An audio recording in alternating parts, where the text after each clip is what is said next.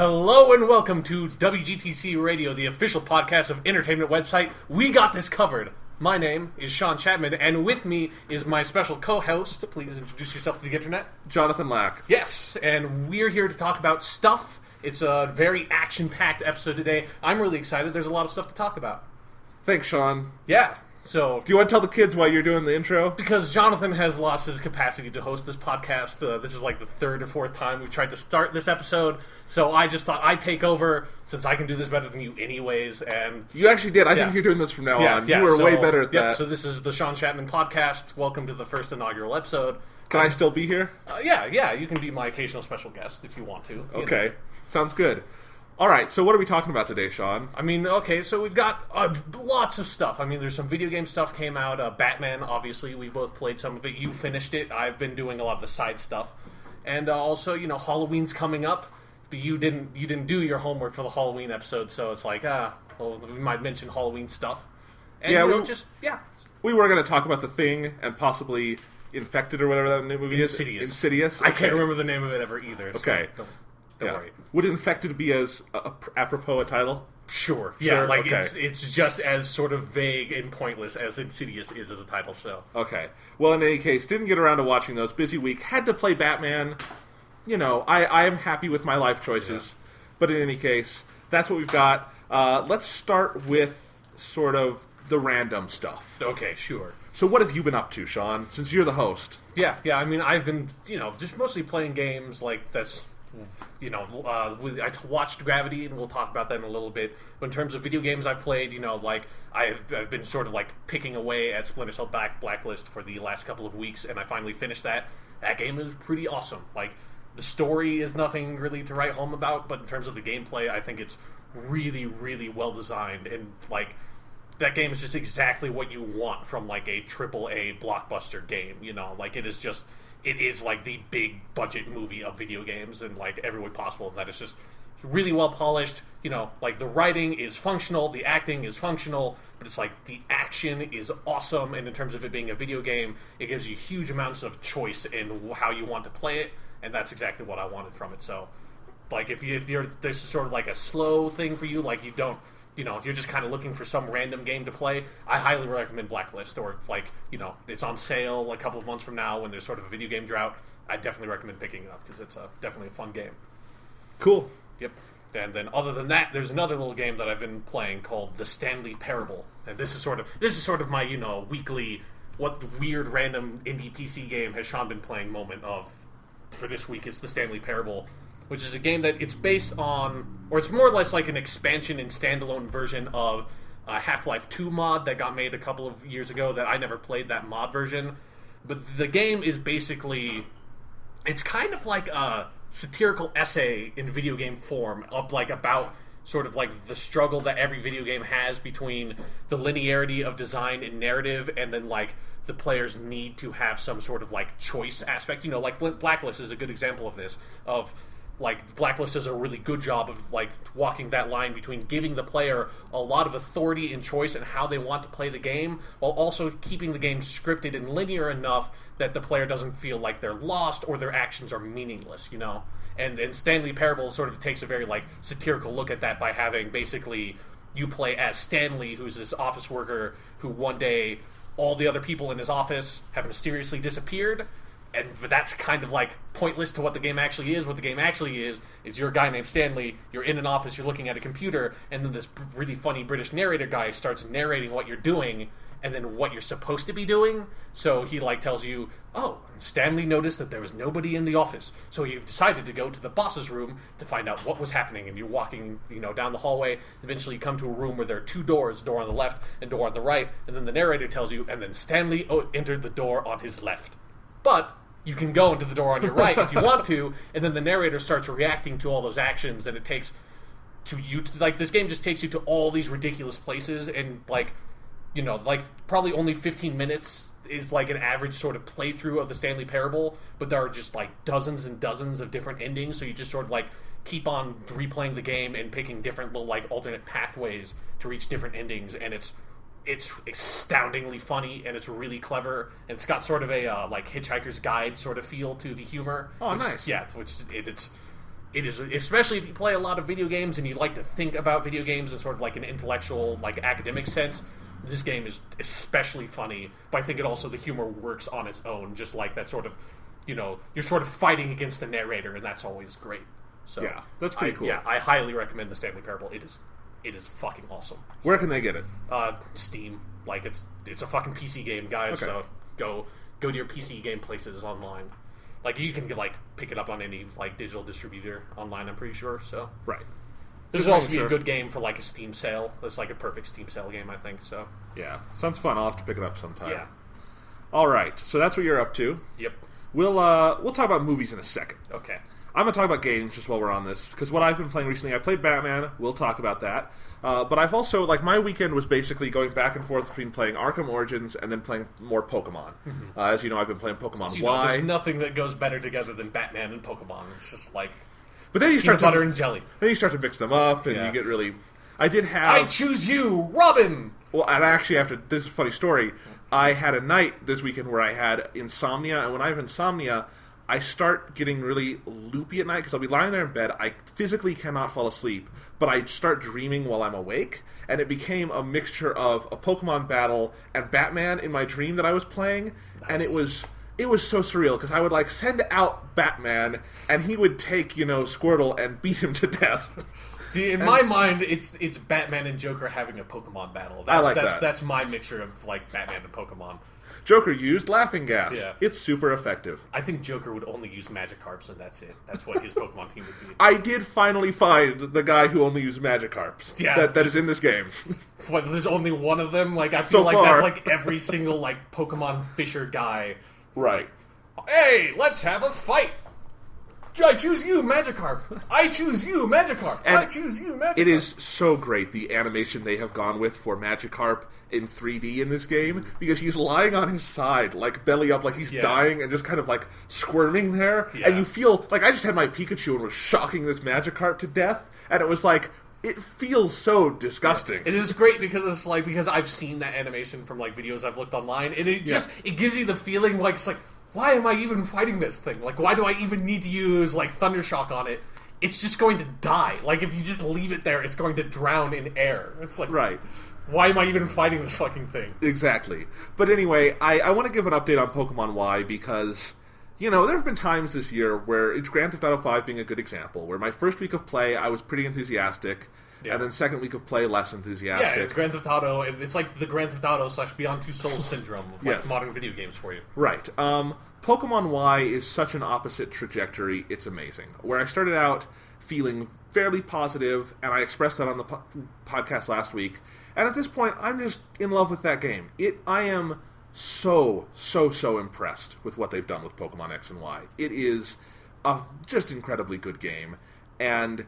I was playing it before I came over here today because I had some time to kill, and I saved, and I looked at my clock, and I was at 23 hours, and I had no idea. I thought I was still, in the mid-10s, and it was just, and every time I've checked my play clock, that's what the experience has been. Mm-hmm. So either I have a faulty play clock, which is possible. I always feel those things are a little off. Yeah, or it's just, I'm having so much fun, I'm just kind of getting lost in this game, and that's so cool that I can be 23 hours into a game and not feel that it's been this huge time sink. Mm-hmm. And it's just because they have done nearly everything I would want to make Pokemon in its normal sort of status quo. Not done something crazy like make you a member of Team Rocket abusing Pokemon or something. Yeah, that'd be a fun game. That should be the next Pokemon game. No, but anyway, as a Pokemon game, but doing all these things to make it so much more fun. So I talked last week about how not only do you catch so many more Pokemon, but you're really encouraged to use an assortment of different Pokemon because of the experience share and stuff. Mm-hmm. And that strength just keeps getting better and better as it goes along.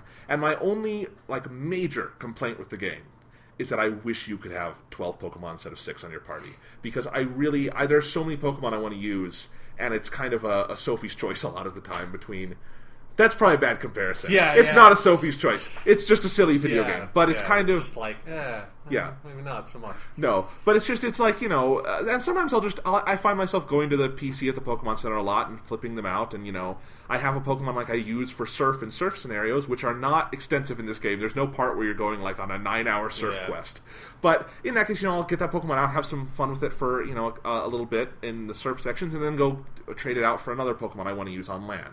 So that kind of thing, and it's really fun. And then overall, also, like, I got to the Mega Evolutions, and those are just a ton of fun because they're just kind of silly, but they're silly cool. They just they don't really have a huge gameplay like, they don't really change the gameplay all that much, but they're just cool. So you get your Lucario, and that's the other thing, they just give you cool Pokemon all over the place. So you get your Lucario, you can Mega Evolve it, and it does this, the Mega Evolution animation is so fucking awesome. It's the Pokemon go Super Saiyan. There's no other way to put it. They go Super Saiyan, they give out this big roar, and then, like, if you do Lucario, it's really great because you can Mega Evolve and pick Power Up Punch, and it'll Mega Evolve and then just fucking slam the other Pokemon. And it really feels very epic in a way that Pokemon shouldn't be. Like, And so that's really cool. And then it's actually a lot of the battle animations as you get deeper into the game. There are some fucking awesome ones. There's this one Pokemon you get named Throh, Throh, but it's a cool Pokemon. Sure, and it's like it's wearing like Dogi, and it's got a black belt. And so it's just like this version's Hitmonchan and Hitmonlee. Yeah, kind of. Because every single Pokemon game just has to like reiterate on the same 151 Pokemon again. Oh, basically, again, yeah, and again, but again, until the end of time. But Throw has a move called Seismic Toss, where you pick up the other Pokemon, throw them around the planet Earth, and slam them back down. And it animates that. And fuck yeah. Just fuck yeah. It is great. I like, because Seismic Toss has been in there since the beginning, but I've never realized that's what they meant by Seismic Toss. I thought you just picked them up and kind of chucked them. I didn't think the Pokemon literally threw them around the world. And so, like Flash punching someone style. Right. And so while there are still moves like Tackle and Peck that are pretty simple, when you get to some of these other moves that are just fucking crazy awesome, I love it. And so that kind of stuff keeps me engaged. Have you Seismic Tossed the Magikarp yet? No, because I didn't have Throw at the time. Oh. But in any case... That's such a terrible name for Pokemon. I renamed him Jackie Chan. Okay. That's just Hitmonchan. That's why he's called Hitmonchan. That's true. Actually, I think I named him... named him like Donnie Yen or something. I don't know. Okay. Like pick some other martial artist that has not been made into a Pokemon yet. All right. Fucking Throw. Yeah. Sakes. It's a bad name. It has a cool evolution. But in any case, so I'm constantly... Does it evolve into like Toss? I mean, what is it? Kind of. It's like Toth or something. Oh, for God's sakes. I don't actually know. I don't know. They just need to stop making new Pokemon. Like that's the answer to Pokemon games. Because it's just diminishing returns at this point. They just keep getting worse and worse. But I have found some cool new Pokemon. For instance, the fossil Pokemon in this one is a fucking T-Rex, and it's a little T-Rex at first, and when it evolves, it is like this giant red grizzled T-Rex with a beard. It looks awesome. It's fucking great. Does the T-Rex have feathers? No. Oh, well, fuck it. I mean, it's a Pokemon world. It's not an actual dinosaur. Fuck him. Okay. Sorry, Sean. But in case, so I'm constantly meeting new Pokemon. All the towns are... The art direction in this game is stupendous. The gyms are actually really fun because there's a significant puzzle aspect to all of them now. I mean, that's kind of fun. Kind of always been like that. Usually it was like past the third gym, right? Like, it started getting kind of puzzly. But what I was going to say is that they've used the new graphics engines they have to make it more in depth. That's all. They've really innovated on that and expanded on previous ideas in that way. And there's just a lot of stuff like that. The pace of the game is really good. I didn't get to the second gym until the 13-hour mark, which is crazy.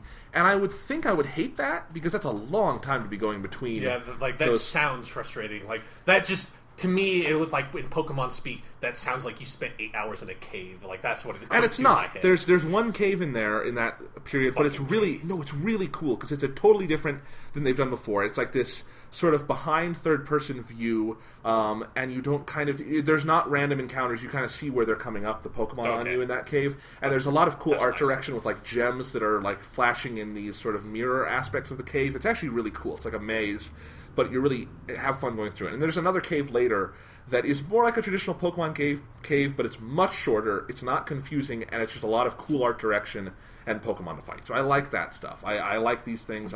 Anyway, that trip to the second gym, there's so much fun stuff you do on the way, I didn't mind. The only thing that was a bit annoying is they still have that weird thing where your level cap on when Pokemon will obey you is tied to gym badges. Yeah, although I'm pretty sure that's only for Pokemon you trade, right? No, it's for all of them. Okay. Because... Well, I mean, it only really affects you if you trade, or it's supposed to only affect you if you trade. Right, but I got my Pokemon... You can't just trade in your, level 99 Charizard and just steamroll everything. Right, but in any case, 13 hours of gameplay, my Pokemon just naturally leveled up to a point where, my... Yeah, your Pokemon should have been, level 50 at that point. Yeah, one of them was not obeying me anymore, and that was kind of hellacious, because he was, not my lead, but he was the most powerful one. Yeah, but that's just, that's what happens to Ash in the fucking anime. Right. Which is always, the first time that happens with this, Charizard or whatever in the anime, it's when I was... just a kid, I never understood why, because I never had encountered that mechanic in the game, and it never occurred to me that, oh yeah, that's actually a fucking thing in the game that your Pokemon can just be like, fuck you, man. No, yeah. And I like how they gonna throw Magikarp around the world. And I actually like how they phrased in this one. It's like Blaziken is loafing around. It's kind of funny. But in any case, Pokemon Y, it's a ton of fun.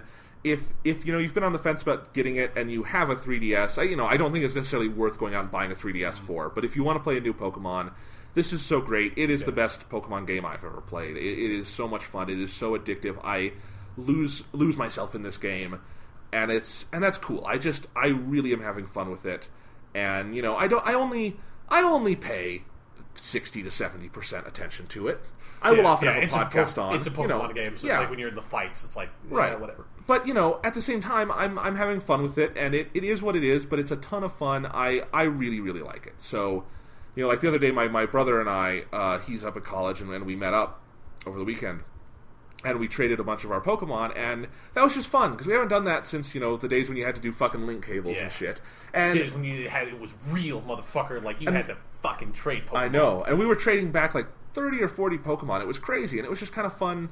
There was that's one of those stories from this game that just it makes me feel like I'm a kid again playing Pokemon, and that's the highest praise I can give it. While at the same time, and maybe that's not it, because one of the things I was thinking about is that I started playing Pokemon Y out of nostalgia, obviously. Yeah, and that's what draws me to the series. For a second, every single time you say Pokemon Y, I think you're asking the question Pokemon. Why? I know. It drives me insane. I'm sorry. I can't. You should have fucking bought Pokemon X. Okay. The new Pokemon game. Okay. Every time I'm playing it, I think, I come, and I've heard other people describe it this way, that, the only way you're going to play a new Pokemon game is if you started out in 1997 playing Pokemon.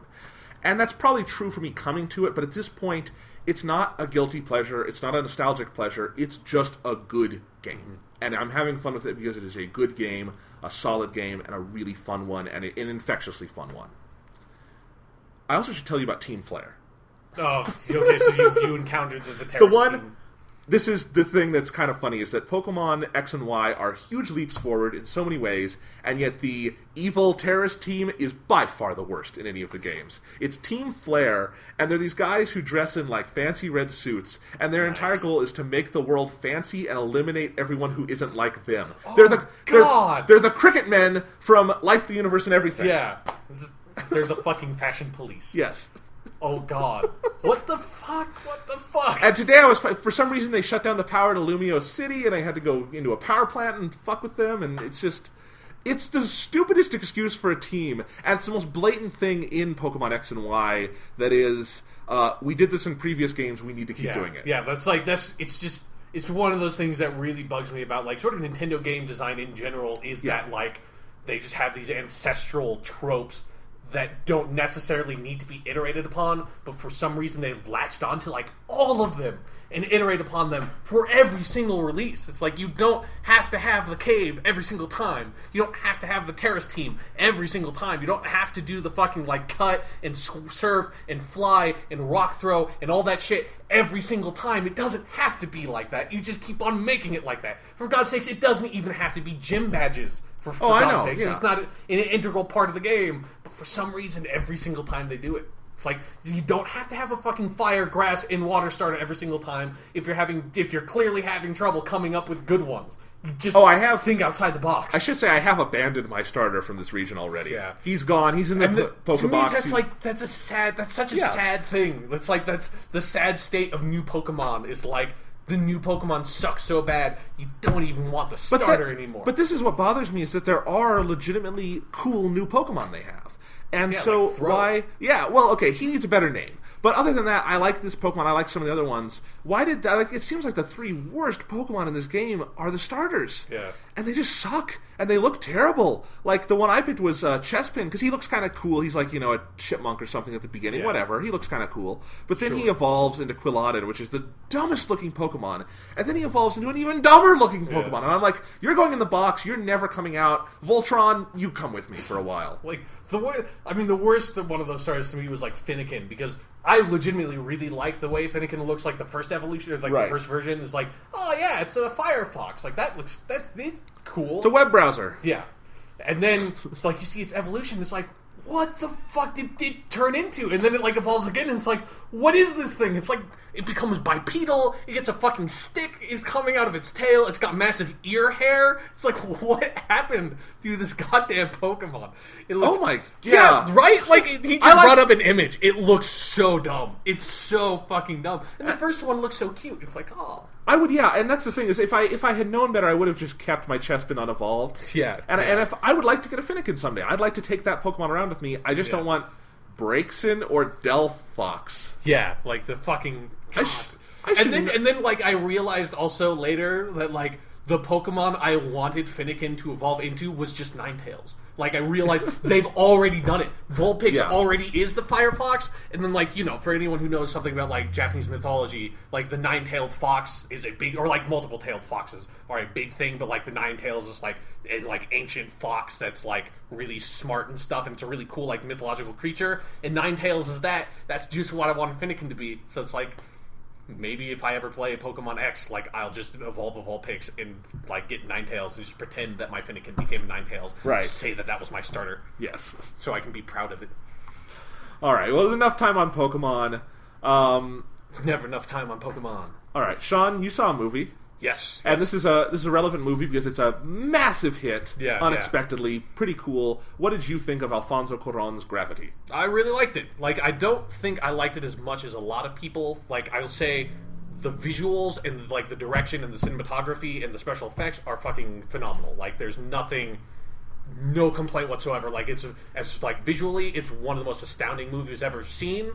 On the flip side, I don't think the dialogue or the story, like the human interest part of it, I thought was really not that good, and like not to like an extent that I think is a bad movie. Like, I'd still highly recommend seeing it, but like I think like the Sandra Bullock character and like that aspect of the movie, like as the movie went on, dragged the movie down for me a little bit, and that like I didn't care about that character. Like I don't think Sandra Bullock was really bad, but I don't think she was really compelling.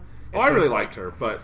Like, I don't know, and like her whole thing, like, was just like, this is the spoiler, like her daughter died, and like most of the movie's like her trying to overcome that. Like, that's the actual plot of the movie. I did not get any, like, I was not interested in that. Like, I don't know what it was. Well, I didn't feel like that aspect of the movie compelled me at all. And like as the movie, like near the end of the movie, starts focusing on that aspect more and more, as you would expect it to. And then I like eventually was like, okay. Like, what I got out of the movie was just, like, watching, like, the spectacle and the experience of it. And, well, like, it's an experiential movie. Yeah. But it's like, I think, comparing this with, like, 2001: A Space Odyssey, I think 2001: A Space Odyssey understood that aspect of what it was a lot more than Gravity does. Where Gravity, like, hammering on this really sort of, like, cliche sort of survivor movie plot onto this, like, very experiential movie kind of dragged it down to me. Like I said, it's not a huge complaint, but it is a complaint I had that I've, like, never seen anyone talk about. That, like, no, I've heard other people talk about, like, the movie, and nobody else even ever, like, brings up the fact that there was a plot. And they're, like, the movie was so spectacular, but it does have this weird, like, aspect to it that I think could have been better. Like, if they had, like, focused on it less and sort of understood what was great about the movie they were making. Well, except, and I see where you're coming from. I mean, if you read my review, this is the primary thing I focus on, is the story, because I did like her character journey. It is what ultimately sold the movie for me. I was very emotionally engaged in the film. I had actually a very viscerally emotional reaction to it, and I thought there was a very good combination between the spectacle and specifically the experiential aspects of it, and what the Sandra Bullock character was going through. It is a simple arc. When I compare the movie to 2001, I am doing it visually. 2001 thematically is just more ambitious, and that's not a good or bad thing. It is. It's Stanley Kubrick. But 2001 is also not a character-focused piece. Yeah. It's much more in the Stanley Kubrick vein. It is about bigger, more holistic ideas. Yeah. And Gravity is not. Gravity, I think, is about... I think we have a lot of movies where people experience death, and the arc is how they overcome that death. And to me, that's not what this movie is, and this is what interested me so much, is it's about how Sandra Bullock's character learns to and decides to live again after this, and trying to find, not necessarily a reason to live, but understanding in her own sort of view what life is and why for her it matters, and that's what this experience is. And I think it's a very, simple thing to say, but I think it's something with sort of very vast implications. And I think, I said this in my review, I think why Gravity hit me as hard as it does is the specific worldview Alfonso Cuarón, at least how I saw it in the movie, he has towards life and towards sort of life in the relation to the cosmos, is pretty much what I believe. And I think people have done sort of Christian readings of this and stuff. Yeah. And I don't necessarily think that's valid, because we have a Jesus figure on one space station, but we also have a Buddhist figure. When it goes to the Chinese station. Which to me is saying there's something more universal about this story. Yeah.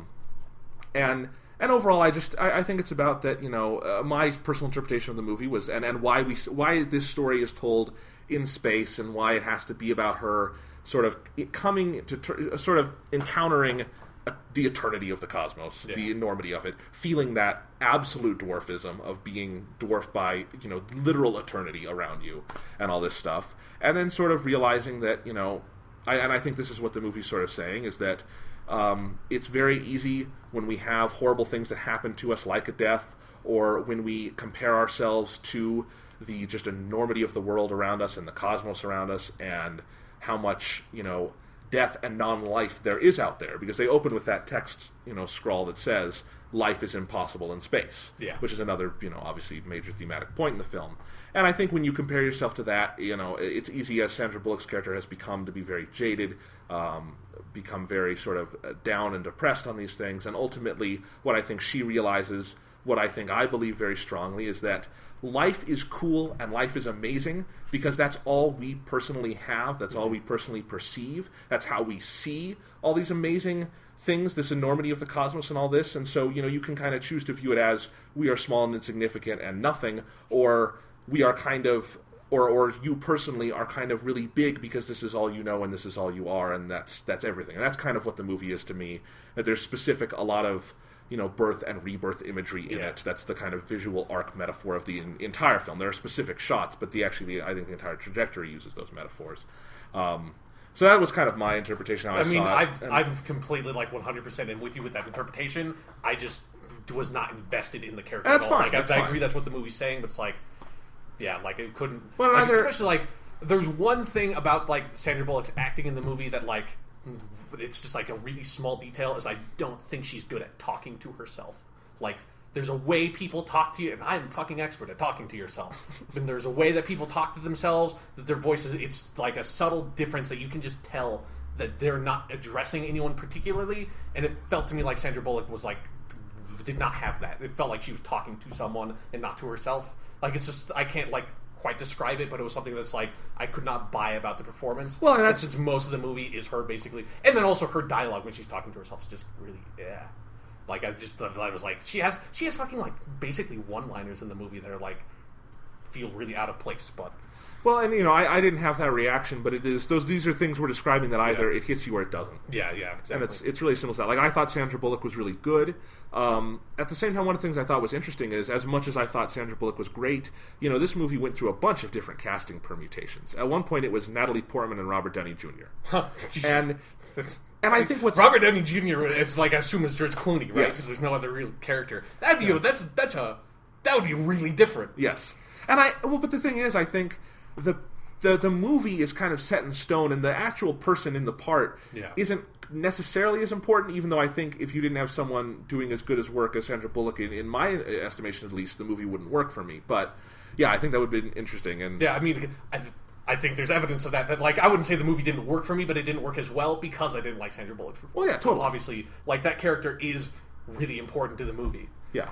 Yeah. So, but it's a damn impressive movie. Yeah, I definitely think people should fucking see it. Like you said, like, it's Let's talk about the technical side of it a little bit. Yeah, sure.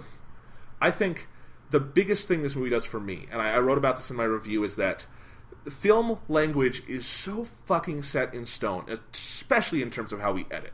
Mm-hmm. And what I love about this movie is that, and this is all in service of making the experiential aspects more palpable, but it does not use the basic cinematic language of someone says a line, we cut to the other person, they say their line. Well, because there's not a whole lot of that, like, right, of that even happening for you to cut to. But even if we're shooting this conventionally, if Sandra Bullock sees an asteroid, you would have her face, then you would cut to the asteroid, then back to her. And instead, the camera does that. And the camera moves in these elliptical patterns that are like the weightless feeling of space and motion and these things. And I don't know how you can even say the camera, because I don't know how much actual photography there is in this. Yeah. But that's what's impressive about it, is that I kind of said this also in my review, what baffles me about American animation, particularly CGI animation, is that for some reason it is beholden to basic cinematography practices and editing practices when there is no reason for that whatsoever. And this movie says, all right, we can do digital filmmaking. Let's actually do things we can't do on film. Yeah. And they did that. And that's really impressive. And I like that. With not only the effects and stuff, but the actual way they frame and photograph the action. Yeah. I mean, it's definitely, the most important thing the movie does in that respect, and that, like, different style of sort of, like, shooting and editing the movie, is that it does... It brings out that verisimilitude of what they've accomplished with, like, that sort of zero-G environment. Like, you know, it's obviously not actually zero-G, but they've managed to make that so believable that it's just, like, you don't even think about it when you're watching the movie. Like, it feels like they shot the fucking movie in space. Absolutely. And that's exactly what needed to be done. You know, it's like 2001 in that respect. It's just like, you don't think about it at all. Everything just moves as you expect it should move, and it's like, you just sort of, like, are thrust into it, and sort of, you feel like you're weightless. You just feel like you're watching fucking space. Yep.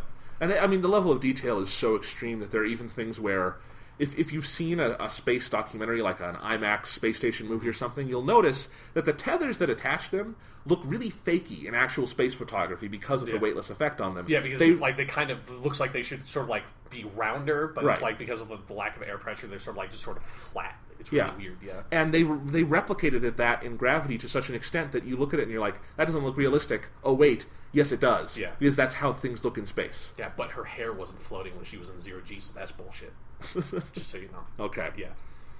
All right. But overall, recommend Gravity? Yeah, it's a really fucking awesome movie. Did you see it in 3D? Yes, I did. Yeah. The 3D was really, really good, too. Yeah. There are some parts where that is just visceral stuff will fly. Yeah, there's like that one notable section where it's like she's on the ISS and, like, it gets hit by all the debris and just, like, fucking shit's and it kept making me blink involuntarily. Yeah, it was really weird. It's like, yeah, and there were, like, a couple other moments in the movie where, like, something would, like, I think that one of the things that the 3D does really well is that, like, there's something about the way things float that the 3D is able to capture that's, like, there were multiple times in the movie where something would be slowly floating through the camera that I wouldn't quite notice it at first, and then all of a sudden I would notice it, and I'd look, oh, and it's like, oh shit, there's like a nut right there or something. It's like, oh, okay, no, that's just, kind of. Yeah, it's like, this is the first time in, like, since I was a kid, I've seen something in 3D that it, like, kind of startled me, like, the way the 3D was used. Yeah. Which, you know, for fuck's sake, guys, if you're making a movie in 3D, just throw shit at the camera at some point in the movie. You have to. See, Gravity gets it. Gravity's like an artsy-ass movie. Gravity made tons of money, and Gravity's in 3D, and it threw shit at the goddamn camera. That's what you're supposed to do. Alfonso Cuarón got it. Oh, yeah. Yep. So... yeah, I think the success of this movie is also pretty impressive because I think if it had really good marketing, and I think if Warner had marketed this any other way, it could have flopped so easily. Mm-hmm. But they just did it in such a way where they really got people on board, and it's actually pretty impressive that a movie like this is making as much as it is. Yeah, I mean, it had a hell of a fucking trailer. Like, that trailer for this movie was unbelievable. And... you know, you can complain about they added in explosion sounds in the trailer, but it works to get people into the theater. It's a fucking trailer. Yeah. Yep. So, good movie. Oh, there's another like interesting thing about the sort of the way the movie's shot that, like, there's sections of that movie that kind of feel like a video game. Like you're watching a video game cutscene. Particularly, there are several instances where they have like a first-person view that's really effective. That's like there's something like it's probably because I play so many fucking video games. But there's something really visceral about that. It's like I feel like I'm playing a video game right now. Like this is really. Like, this should, like, someone needs to just make, like, an indie game based off of this movie. Because it's so specific that it's even, like, I was thinking, like, after I saw the movie, how you make this into a video game. It even has the character at the beginning who tells you how to do everything, to tutorialize stuff for you, that then later he gets mysteriously lost or killed or something, and then you have to do it on your own. It even has that. It's like, this movie's just waiting to be made into a fucking video game. So, yep. Someone get on that. Yeah. Bungie, make it your next game. Yeah. Stop development on Destiny, make Gravity. Gravity, the video game of the movie. Yes. All right. Actually, I still want them to make Destiny. Yeah. That's okay. That'd be nice, too. All right. So, let's move on. I saw one other movie this weekend. I saw Joseph Gordon-Levitt's Don John. Great movie. If you haven't seen it, it's probably going to be out of theaters soon. He wrote, directed, and starred in the movie, and it is fantastic. I won't spend more time on it than that. It is just a extraordinarily well-constructed movie. And the amount I see new movies today where I can say they are actually well-constructed, and by that I mean they have like a central idea that is so clearly and fundamentally articulated through the action of the film and kind of can start small and broaden and then pull it all back together in a way that is totally satisfying. That's rare, and for a first-time filmmaker, writer-director who is, an actor, that's pretty impressive to me. So, yeah, that's a good movie. I still want to go see Captain Phillips, which is a new Tom Hanks movie. Mm-hmm. Paul Greengrass. So, this camera will be shaked. Yeah. Yes, that's the director of the Bourne Supremacy and Bourne Ultimatum. Those titles are hard to remember. Yeah. Yeah, no. It's easy for Ultimatum because it's the last one. I always get Identity and Supremacy mixed up in my head. I did too. All right. Anyways. Yes. That's enough about the titles of the Bourne movies. That will be our next podcast. What's the name for the fourth one? The Bourne Legacy. That's right. And it is that sounds like a video game. Yep. And and I guarantee you any Bourne video game would be better than the Bourne Legacy the movie. They did make a Bourne video game that was based on the books. Nice. But really they wanted to have the movie license, but the book license was way cheaper. Yeah. So they couldn't quite make it look like Matt Damon. Yeah, exactly. Nice. All right. So let's keep going. We talked about Gravity. Let's do some news and stuff. Okay, news and stuff. Let's go. We like Doctor Who on this podcast. We do? I hadn't noticed. I mean, I watch it occasionally, yeah. Yeah. All right, so we're both excited for the 50th anniversary special, November 23rd, the Day of the Doctor. It's got fucking Matt Smith. It's got fucking David Tennant. It's got John Hurt. Yep. It's got Billie Piper. Yeah. It's got Jenna Coleman. Now that her story from the last season is done, maybe she can be a character now. Yeah. She's a good actress. Yeah. So, I'm fucking stoked. Yeah. It's going to be on November 23rd. Sean, hope it's a good birthday present for you. Yeah, I mean, it should be. Yeah. Hopefully. And no more details came out about it this week. So I want to give a quick update on that. They had promised, since this special was announced, that it would be in theaters. Yeah. And we didn't quite know, would that just be in the UK? Would it be around the world? We already know it will be simulcast everywhere. So if you're in America like us, go to BBC America probably at like 1 o'clock in the afternoon on that day. Yeah. And they'll be showing it. I think without commercials and everything. They're just straight out simulcasting it. So that's what they did with the Doctor Who announcement of Peter Capaldi. So that should be cool. But they did announce some theater details. If you live in the UK, it'll be pretty easy to see it. It's in over 200 theaters. Yeah. It's in 3D. I would hope it'd be easy to see it. Like, the UK is such a tiny-ass fucking... Right. I guess, like, the island of Britain is, like, a tiny-ass fucking country, so... 200 theaters should cover it, right? Yeah, exactly. Like, one theater, it's like, I have to drive 45 minutes to go see Doctor Who. Big deal. Right. Sadly, in the US... On November 23rd, they will be showing it in theaters simulcast, but only in 11 cities. Yeah. If you're in New York or LA, you're good. There's some others. If Chicago, I think, has it. I forget the exact list. Sadly, fucking Denver, fucking Colorado, we don't get it. This is bullshit. Yeah. I was looking forward to that. They are showing it the following... apparently they didn't hear that I live in Colorado, and it happens to be on my fucking birthday, and I've seen, like, every single Doctor Who episode. You fucking assholes. Just fucking... I mean, Denver's a pretty fucking major city in the United States, right? And it's a major film town. Yeah, exactly. We have theaters up the wazoo. British fucking pricks.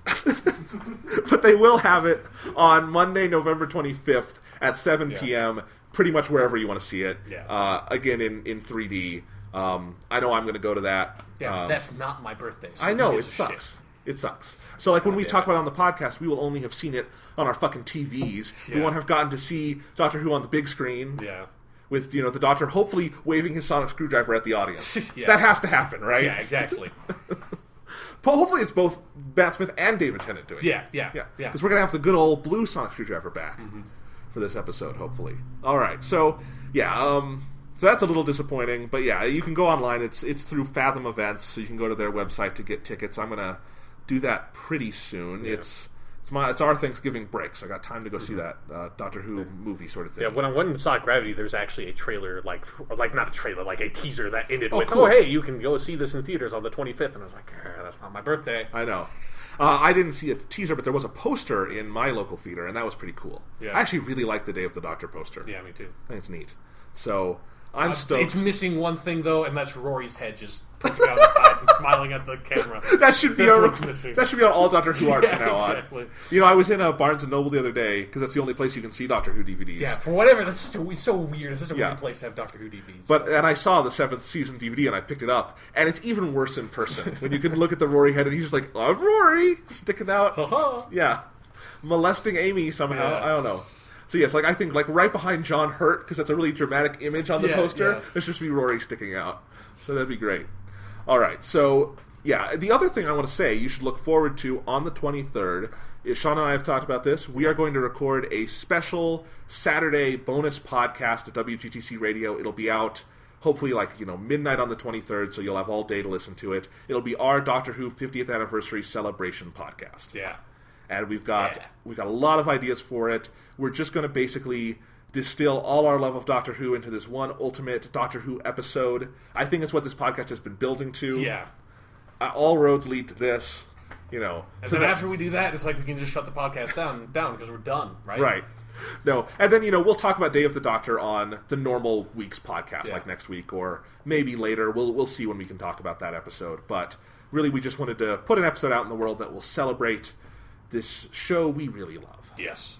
So that should be good. And, this won't be the only Doctor Who tribute episode we'll be doing, because I think in December we're going to have to do a Matt Smith tribute episode. Oh, that's true. Yeah. Yeah. But in any case, this will be the 50th anniversary one where we talk about all the other Doctors. Yeah.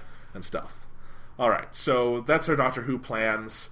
Excited to see it in theaters, but Sean, I am sad for you that can't be your birthday celebration. Yeah, there's fucking the Doctor Who thing is happening on my birthday, and the Persona thing is happening on my birthday, but neither of them are in theaters that I can go see. So. You know what else is coming out on November 23rd that I just learned about? What? The new Studio Ghibli movie. Oh, really? Yes. Shit. Kaguya Hime no Monogatari is also coming out November 23rd. Nice. So everything, November 23rd. Yep.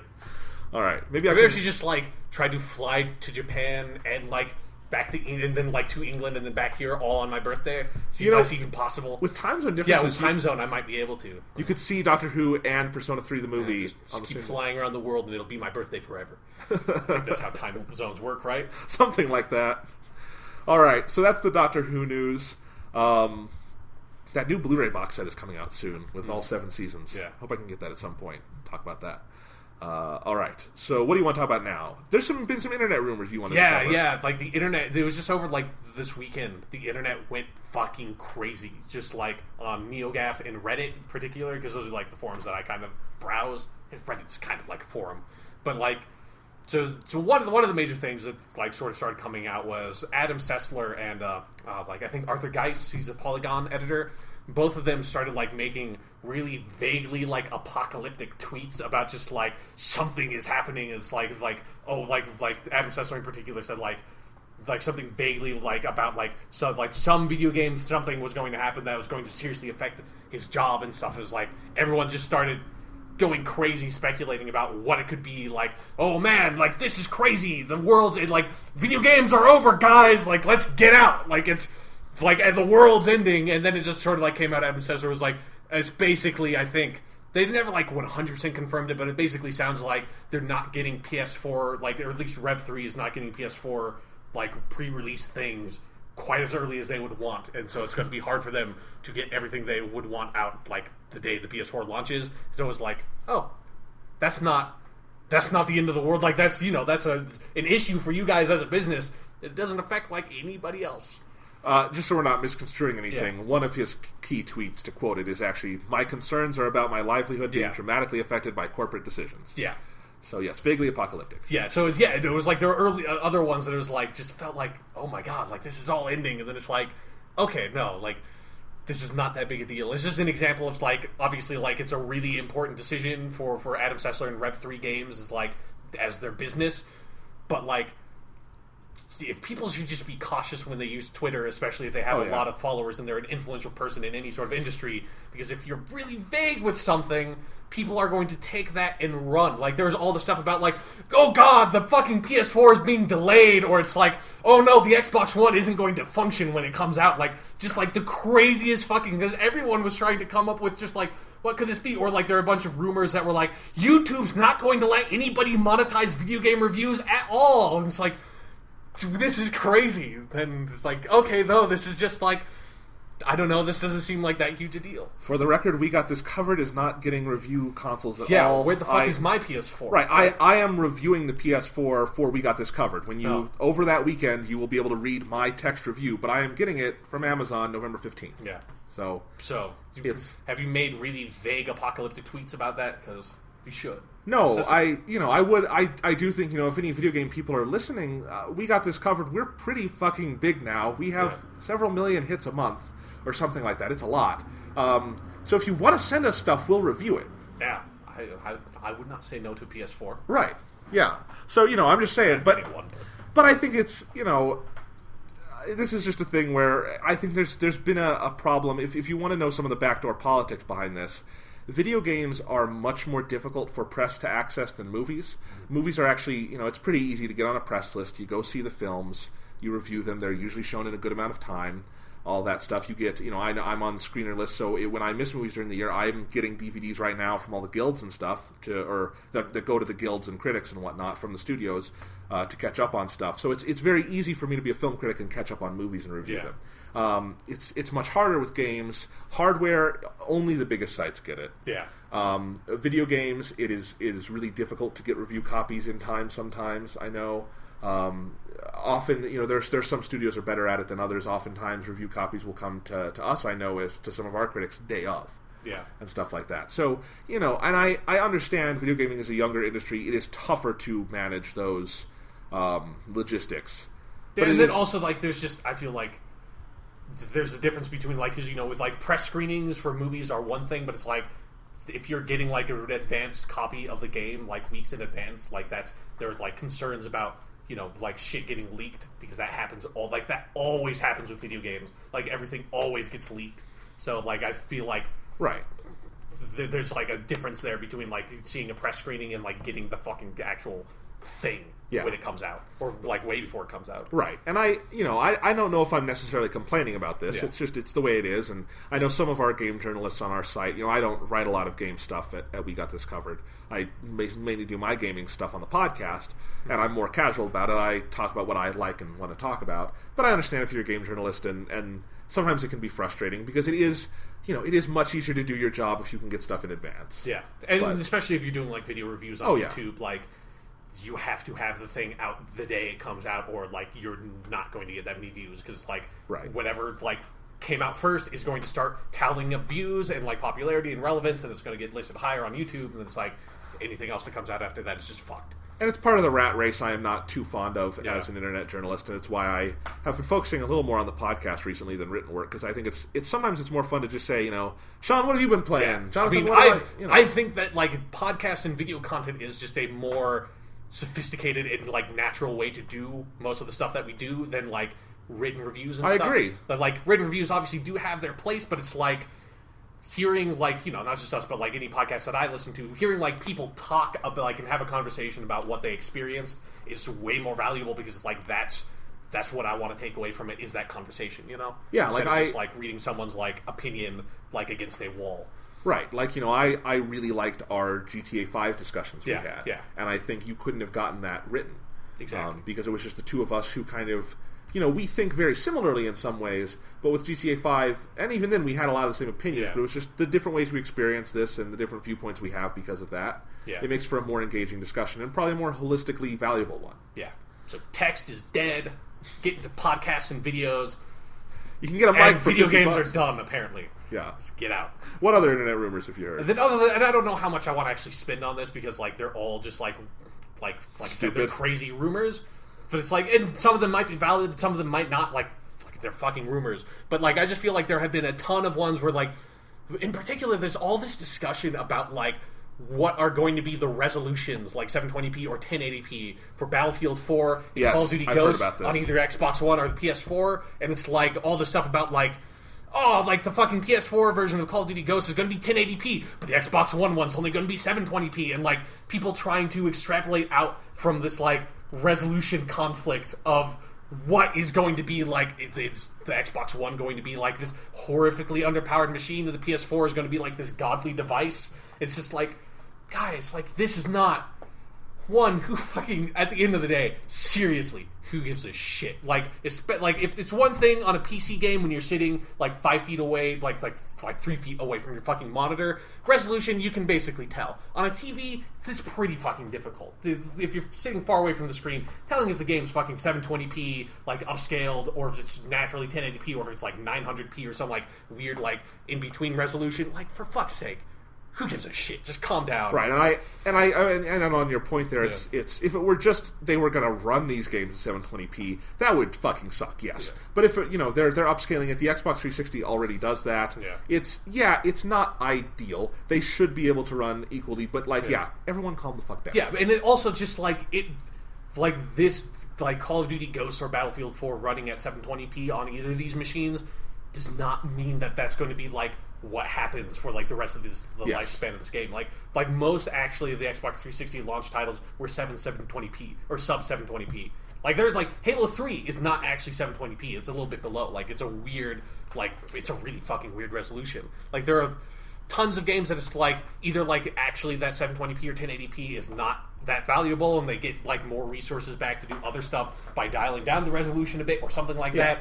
Like calm the fuck down, because eventually the games that need to be 1080p hopefully will. Like these machines are certainly powerful enough to play lots of games at 1080p, because a lot of the launch titles are confirmed to be at 1080p resolution. Which is what I'm excited for personally, because I feel like we've had full 1080p TVs for a while, and I'd like to jump up to that. But it's they're still learning to use the hardware, especially on cross-platform titles. It's going to be a little rocky at first. If you want to have your full 1080p, play some Killzone Shadowfall. Yeah. It just was so weird. Like for like a couple of days there, it's just like there were all these rumors about like, and again, it's like it's just one of those things that makes me kind of like, I really like Twitter, but sometimes I hate it for like the Adam Sessler thing, and for this it was just like all these people trying to take these tweets that naturally most tweets are extremely vague because you only have 140 characters. So it's like you're taking these tweets and trying to like I take a lot of literary analysis classes for college, and it's like fucking that. Like people are like looking at these like they're like a fucking poem and like close reading every single line, and being like let's look up like all the different definitions of this word and try to figure out like what is the symbolism of like 720p. It's like, what the fuck are you people doing? It's a goddamn tweet about something so innocuous and dumb about two games that if you gave this much shit about it, get the fucking PC version and spend like $1,200 on a really nice PC that you'll be able to run it at something even higher than 1080p, for God's sakes. Run it at whatever you want. Yeah, exactly. With 1 billion fucking frames per second on your fucking 120 hertz monitor. Like, who gives a shit? Who gives a shit? Just calm down, internet. And I will say, insane. In the midst of all this, I did see a video of Call of Duty Ghosts. It was the first footage I've actually ever seen of that game, but it was people actually playing multiplayer. Mm-hmm. And I don't know what they were running it on, wherever it came from. I think it was probably PS4. Like, if it was recently like IGN had a bunch of PS4. Right. It looked fucking amazing. And it's like, I didn't think Call of Duty could look that good. And I'm like, that looks awesome. So either way, it's going to be awesome. Let's just be happy and get ready for it. Yeah. And then other than that, there were just a bunch of like vague rumors about like, oh, the Xbox One OS is going to crash at every 5 seconds, and like the PSN's not ready, and like all this. Like, I just feel like this rumor bubble just started happening because we're at critical mass. Yeah, we're getting so close to the launch of these consoles that like everybody is trying to like come up with everything. It's the first real salvos of the coming new console war, and it's just crazy. We didn't even mention the most important thing, Sean. Yeah, what? there was a fake fan-made Luigi 2DS out there. Oh, yeah. Right. And people thought it was real, and then they found out it wasn't, and they felt so sad because people wanted their Luigi 2DS. Because it's the year of Luigi, guys. Like, there is no Luigi 2DS. Fucking Nintendo's fucking up. I mean, there's a Luigi 3DS and 3DS XL, but who cares? Yeah. No, we need that 2DS. I want Luigi in 2 dimensions, goddammit, not 3. Yes. All right, other thing I wanted to mention, just because this was a cool story that I read in the last week, Vulture Beat's Games Beat website. I have not visited this site before, but they had a PlayStation blog was linking to it, which is how I found it. A 4-part exclusive article on the PlayStation 4 controller, the DualShock 4, and they broke it down. They talked about designs that were rejected. They talked about the analog sticks and D-pad, the buttons and triggers, the touchpad and light bar and whatnot. And it's such a cool article because they have specific hands-on impressions, but also a ton of interviews with the people who designed the controller, the people from various studios that put input into the controller, all this stuff. And it is one of the coolest things I've seen in terms of like going in depth on a side of gaming you don't normally hear about in this amount of depth. And that was really cool to me. So, they talk all about how, the analog sticks are slightly more depressed than they were on the PS3. What the dead zone is, angle-wise, all this stuff, and how they went through and got to those conclusions. It's very mundane, but it's very interesting. And it makes me really excited for the DualShock 4. Yeah, one of my favorite little, details that came out from all this was, that on the I think for all the PlayStation controllers up till now, the square and circle buttons were slightly farther apart, so it's it was not a perfect diamond or square in the formation of the face buttons, but now it is because they moved them slightly closer together to make more room for the touchpad. There's just that's really intricate detail that I never would have even it never even occurred to me that was not a perfect square because you just kind of look at it and be like, okay, yeah, that's the shape. It's crazy. And then, down to little things like, how were they going to position the analog sticks? Why they thought about doing an Xbox-style offset, and then why they specifically decided not to. And that it was more than just complacency on all these choices. That it really was, they kind of went through and realized, this is a good controller design, we just need to make it better in certain ways. Yeah, it's something that reminds you that it's at these massive corporations, there are hundreds and hundreds and hundreds of people who spend years thinking about this stuff, and it's not just kind of we just made it. It's just should this button be 1 millimeter to the left? Oh God, what should we do here? Yeah. And specifically, it was cool to hear from the various developers, like the people who made Killzone Shadowfall, talking about their input. And one of the coolest things that came out of this that they were talking about, that's something I should have thought of earlier and I never did, was that the DualShock 3 was disappointing in some ways for this generation, but only kind of after the fact in a weird way, because when they made it, they were coming off a console generation where shooters were not a big thing at all. They just weren't. Yeah. If you look at the top 20 best-selling PS2 games, there's 2 games with guns in there. Yeah. It just wasn't a big focus. Triggers were not the rage. And so they made a controller that, in my experience, works really well for puzzle games and platformers and stuff, and obviously suffers a little more when you do shooting. Yeah. But they just couldn't have known that was going to be the future when they made this controller. And obviously Xbox controller and Xbox became more popular for shooting games because shooting games became the big thing this generation. And that makes me curious. Will shooting games continue to have this domination over the next generation? And they specifically talked about how with the DualShock 4, they were kind of hedging their bets in a certain way because while it is much better for shooters, and it looks like it's a really good shooter controller, it's versatile too. Yeah. It doesn't need to be limited to that. Mm-hmm. So, really cool things going on there. And the DualShock 4 is out in the world. Unexpectedly. Yeah, particularly a GameStop is selling them early, and I think some Amazon shipped it. Yeah. So I'm gonna see if I can get one in the next week and play with it. You can actually use it on your PS3 if you're doing it wired. Yeah, try for that out. Some games, it seems like it's the support is really kind of because nobody even knew that it would have any support on the PS3 at all. So it's oh, that's weird. Yeah. So I'm going to see if I can get one, because I'm really excited to use this controller. I know I told you guys last week that I traded in my Beyond Two Souls copy because I didn't like the game. Yeah. And I was going to get it surprisingly just out of nowhere. Because Amazon has a trade-in deal. If you trade in $30 worth of video game content, you get an extra $30 towards a DualShock 4, so I would have gotten it for free. And it took them a really long time to process my trade-in. I shipped it. It got there a week ago. They weren't updating me, and then today I got an email saying, your trade-in has been processed, look for your trade values below. And I'm like, okay, and I look below, and on every item I sent in it said, this is the wrong item, we're returning it to you. So, I gotta figure that out. Yeah. I don't know what happened. I did send in Beyond Two Souls, so I don't know what happened. Nice. For me, because there was that whole thing with Watch Dogs getting pushed back, so it's I had the Watch Dogs bundle, and then they eventually changed it to the standard launch edition, so I'm getting it on launch. But then they also, a couple days after that, I got an email that was just hey, you get a $10 credit on any of these PS4 things. So I pre-ordered Shadowfall, so now I have $10 off on Shadowfall. So Yay. Thank you for delaying Watch Dogs, because now I will still eventually get to play Watch Dogs, but now I get $10 off on Shadowfall. So everything's come out me. It was fucking perfect. I did nothing and got $10 free worth of video game for it. So pretty cool. Yep. I got $10 free, but I had to buy Batman Arkham Origins. Segue! Yeah, that was a segue. That introduced the topic for our next discussion. I put my $10 towards The Hobbit Extended Cut on Blu-ray, which I'm excited for. This podcast brought to you by The Hobbit Extended Cut on Blu-ray. Peter Jackson approved. Sure. Because he made the movie. That didn't really make sense. Yeah. Batman Arkham Origins. Sean. Yes. Let's talk about this game. Okay, Jonathan. Little bit of backstory.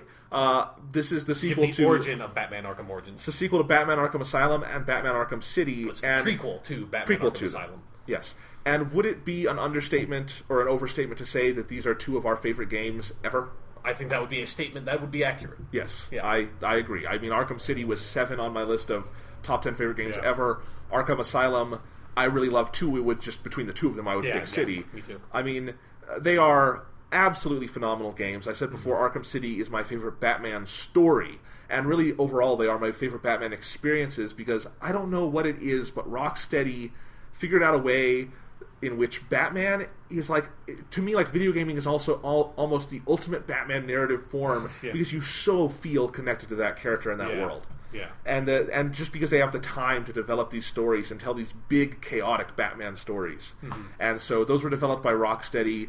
Couldn't have been better, except for the Joker boss fight at the end of Arkham Asylum. But yeah, well, okay. Saying they couldn't be better is a bit of an overstatement. There are flaws. There are rough patches in those games, but there aren't anything. Right. Yeah, that Joker boss fight at the end of Asylum is not that good. No. I mean, most of the boss fights, except for maybe Mr. Freeze, are pretty not that great for the series. But yeah, although Arkham Origins in some ways changes that, but we'll talk about it. All right, but Arkham Origins is an interesting case. Rocksteady is not developing this. Rocksteady is in some sort of secret bunker, probably developing Batman Arkham Universe or whatever the fuck, Arkham World.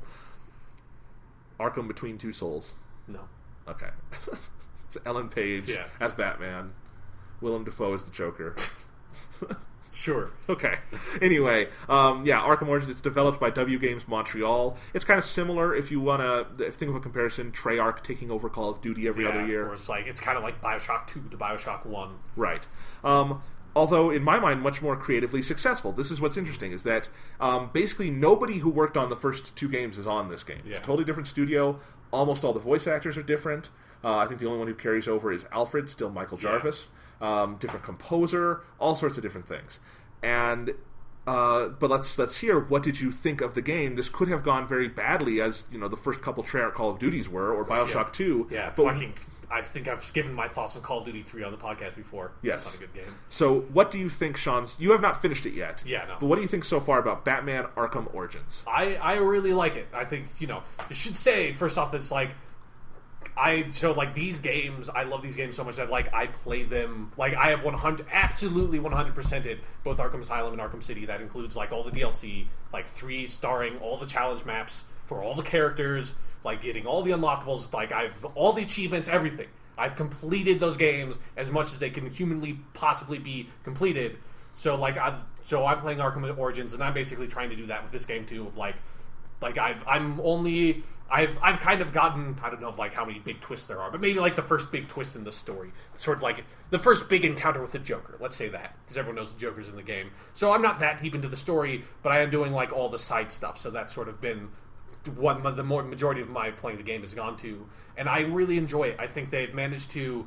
One, I like that the game is in terms of difficulty, it's like the other Arkham games on crack. They just sort of upped everything. Where it's some of the encounters you're fighting at the very beginning of Origins are at the same level as the last couple of fights in Asylum or City, where you're fighting 20 fucking guys, and then they've got body armor and shields and knives and shit, and you have to take them all down. And the combat's faster. You cannot be anywhere near as loose as you used to be able to, of just like punching guys instead of countering them when they're about to hit you, because they hit you like probably 5 times as quickly. Like, it used to be I would never get hit. Like, I could go through whole encounters in Arkham City of like the hardest combat challenge maps, and I would never be hit. And it is legitimately difficult for me to not be hit on like the extreme difficult encounters on Origins. So it's exactly the same for me. Yeah. And I'm a little curious about that, because I was wondering at first if it was just... I've been wondering, is it just the counter detection isn't as good, but what you just said is probably more accurate. It's faster. It's faster. It's a lot faster. It's just harder, yeah. Yeah. They just made the game harder, which is also nice because it fits in with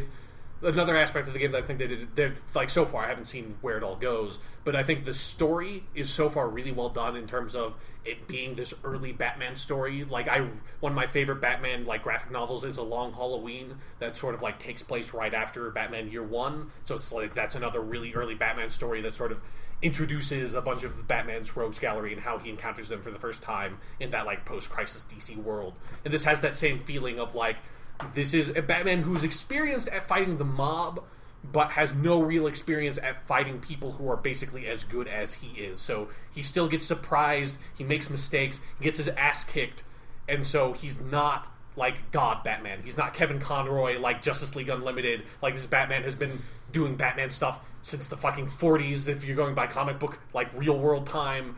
And he's seen everything. He's fought aliens. He's fought Darkseid. He's fought fucking gods. He's died and come back to life. This is not that Batman. This is a guy who has gone around training around the world and has finally come here to do his like justice, like crazy Batman mission. And he's finally hitting a brick wall in terms of like challenge and like people that can actually stand up to him. Well, and that's really well done. And that to me is what I legitimately I love this game. What I love about Arkham Origins, both story and to a lesser extent, because I have some complaints I'll make later, but still to an extent, gameplay wise, about Arkham Origins is that it is Batman being tested. This is an actual trial for him. In a way, Asylum and City are, but you also get the sense he is equipped for this. Yeah. Like, because it's one of the things is Kevin Conroy, like especially now, like Kevin Conroy has played Batman for so long that it just feels like every time he plays Batman, it is that Batman of just like the Batman that would win the fight against Superman style Batman, you know? And how in City they made it a challenge is that what happens in City that is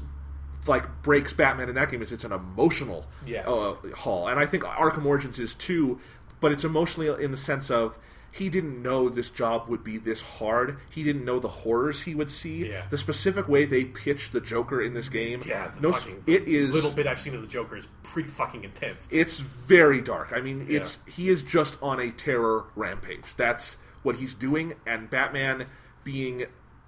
He doesn't know there are people like this in the world. In his world, and it's tough. And so like you get to that first boss fight with Deathstroke, and you go 5-6 times trying to beat it, and it's like each time. I did one on my first try. Okay, I did not, but it was. I fucking kicked Slade's ass. Either way, it felt like this is the first time Batman has fought someone like this. Yeah, this is I almost died when I fought Deathstroke, which is like that's the first time I've almost died in a Batman game. It's like Asylum. Right. It's because I played those games so much, but and I think the boss fights. Let's talk about those a little bit. You've only I've fought like Killer Croc. I fought Deathstroke. I fought Lady Shiva because I did that side mission. I think that's basically it, right? So far for you, you fought Electrocutioner, but that was a gag fight. Nice.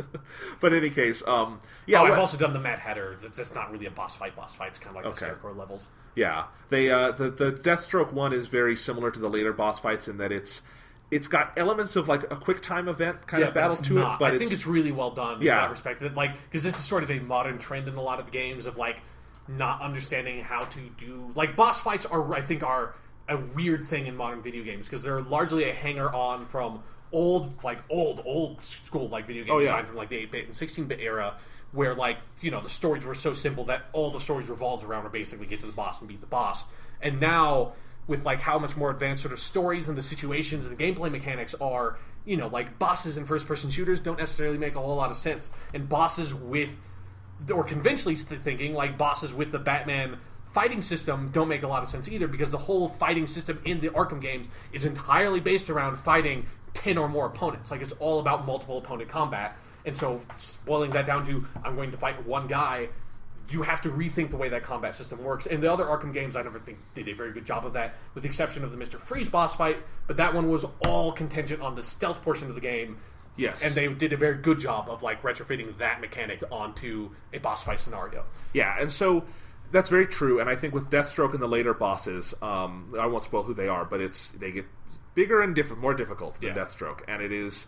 But it's usually the same kind of thing, where they are sort of on rails to a certain extent, where things are going to happen. But to get to those points, you have to have skill in terms of countering, fighting. Yeah. It can be very, very frustrating. There was one point in a mid-game boss fight where I just about lost all hope in my life. And you just broke the controller like you do all the time now. The only reason I did not break my controller was because I was thinking back to Last of Us and being like, I don't want to go through this again. I like Batman. I don't want to break my controller. I want to keep playing the game. You just throw it like a batarang and then right up the TV. Yes.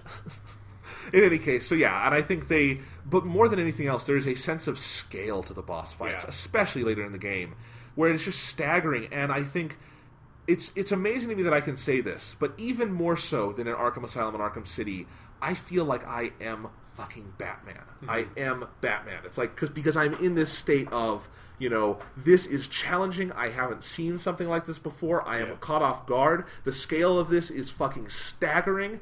And you just get into that sense, and then it goes into the cutscenes, and there's no sense of disconnect, where the Batman I see in the cutscenes is the one I'm almost role-playing to an extent while I'm throwing punches. Mm-hmm. It's crazy. They do that side of the game really, really well. That, more than anything on the gameplay side, is what WB Montreal has captured, and that is the most important thing to me. Yeah. And so while I think there are some flaws and limitations elsewhere, where it really counts, they have not dropped the ball. In fact, they have done a great job. I mean, and then one of those things that I've only gotten a few fights with these guys in there, but they introduce this martial artist, common enemy that can just be thrown into groups, and I think that's a really good addition to again, it makes it's nice that this Batman is fighting people that can fight Batman, because Batman's rogues gallery is composed of basically two different types of enemies. You've either got the guy who's just all kind of psychological, and that's his thing, like Riddler or Mad Hatter, or the Joker's kind of in there, and then you've also got people that's